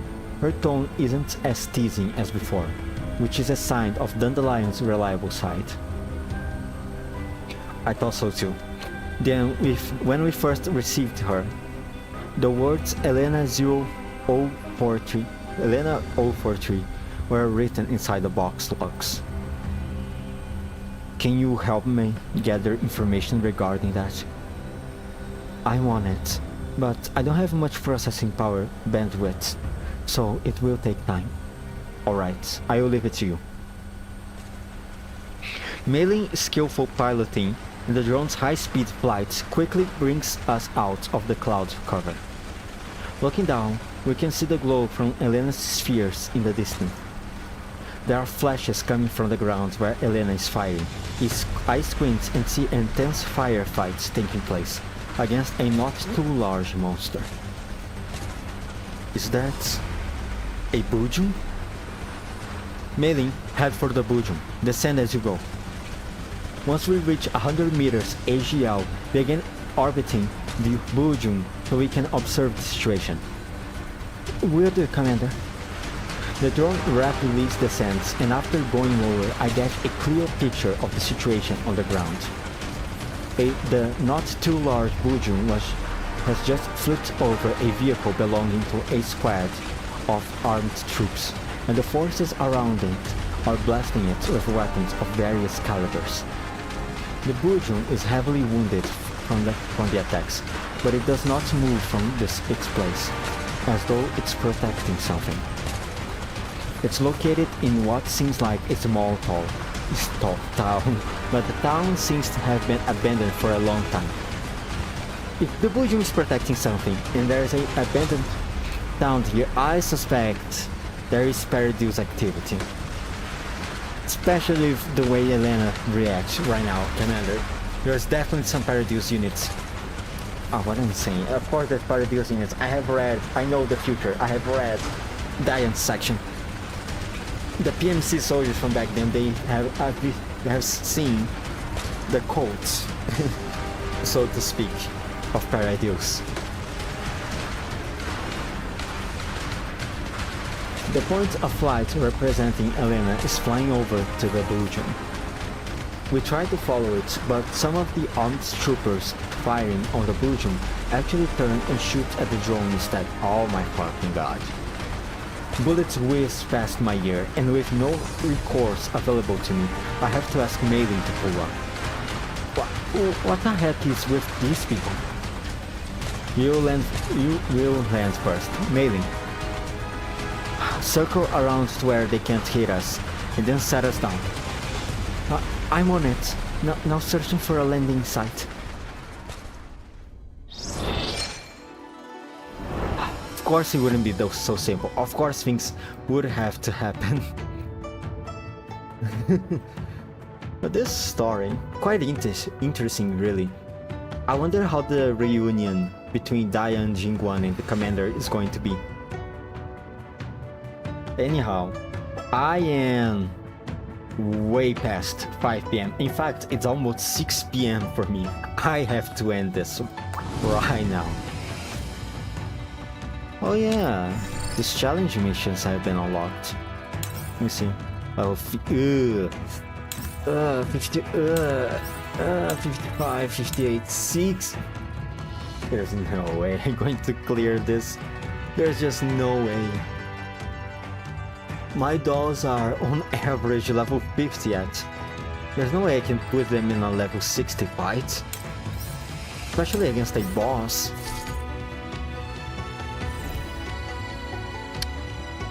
Oh well, that is a problem for future me. Right now, my current self shouldn't be too worried about it. Well, that's everything for today. Tomorrow, I don't know if I will be able to stream tomorrow. It depends, because I know that tomorrow I'm going to receive some work to do, and I'm not sure how long that will take, and neither do I know for when they need to have that thing ready. So all I can do is hope for the best. With that said, 5, 4,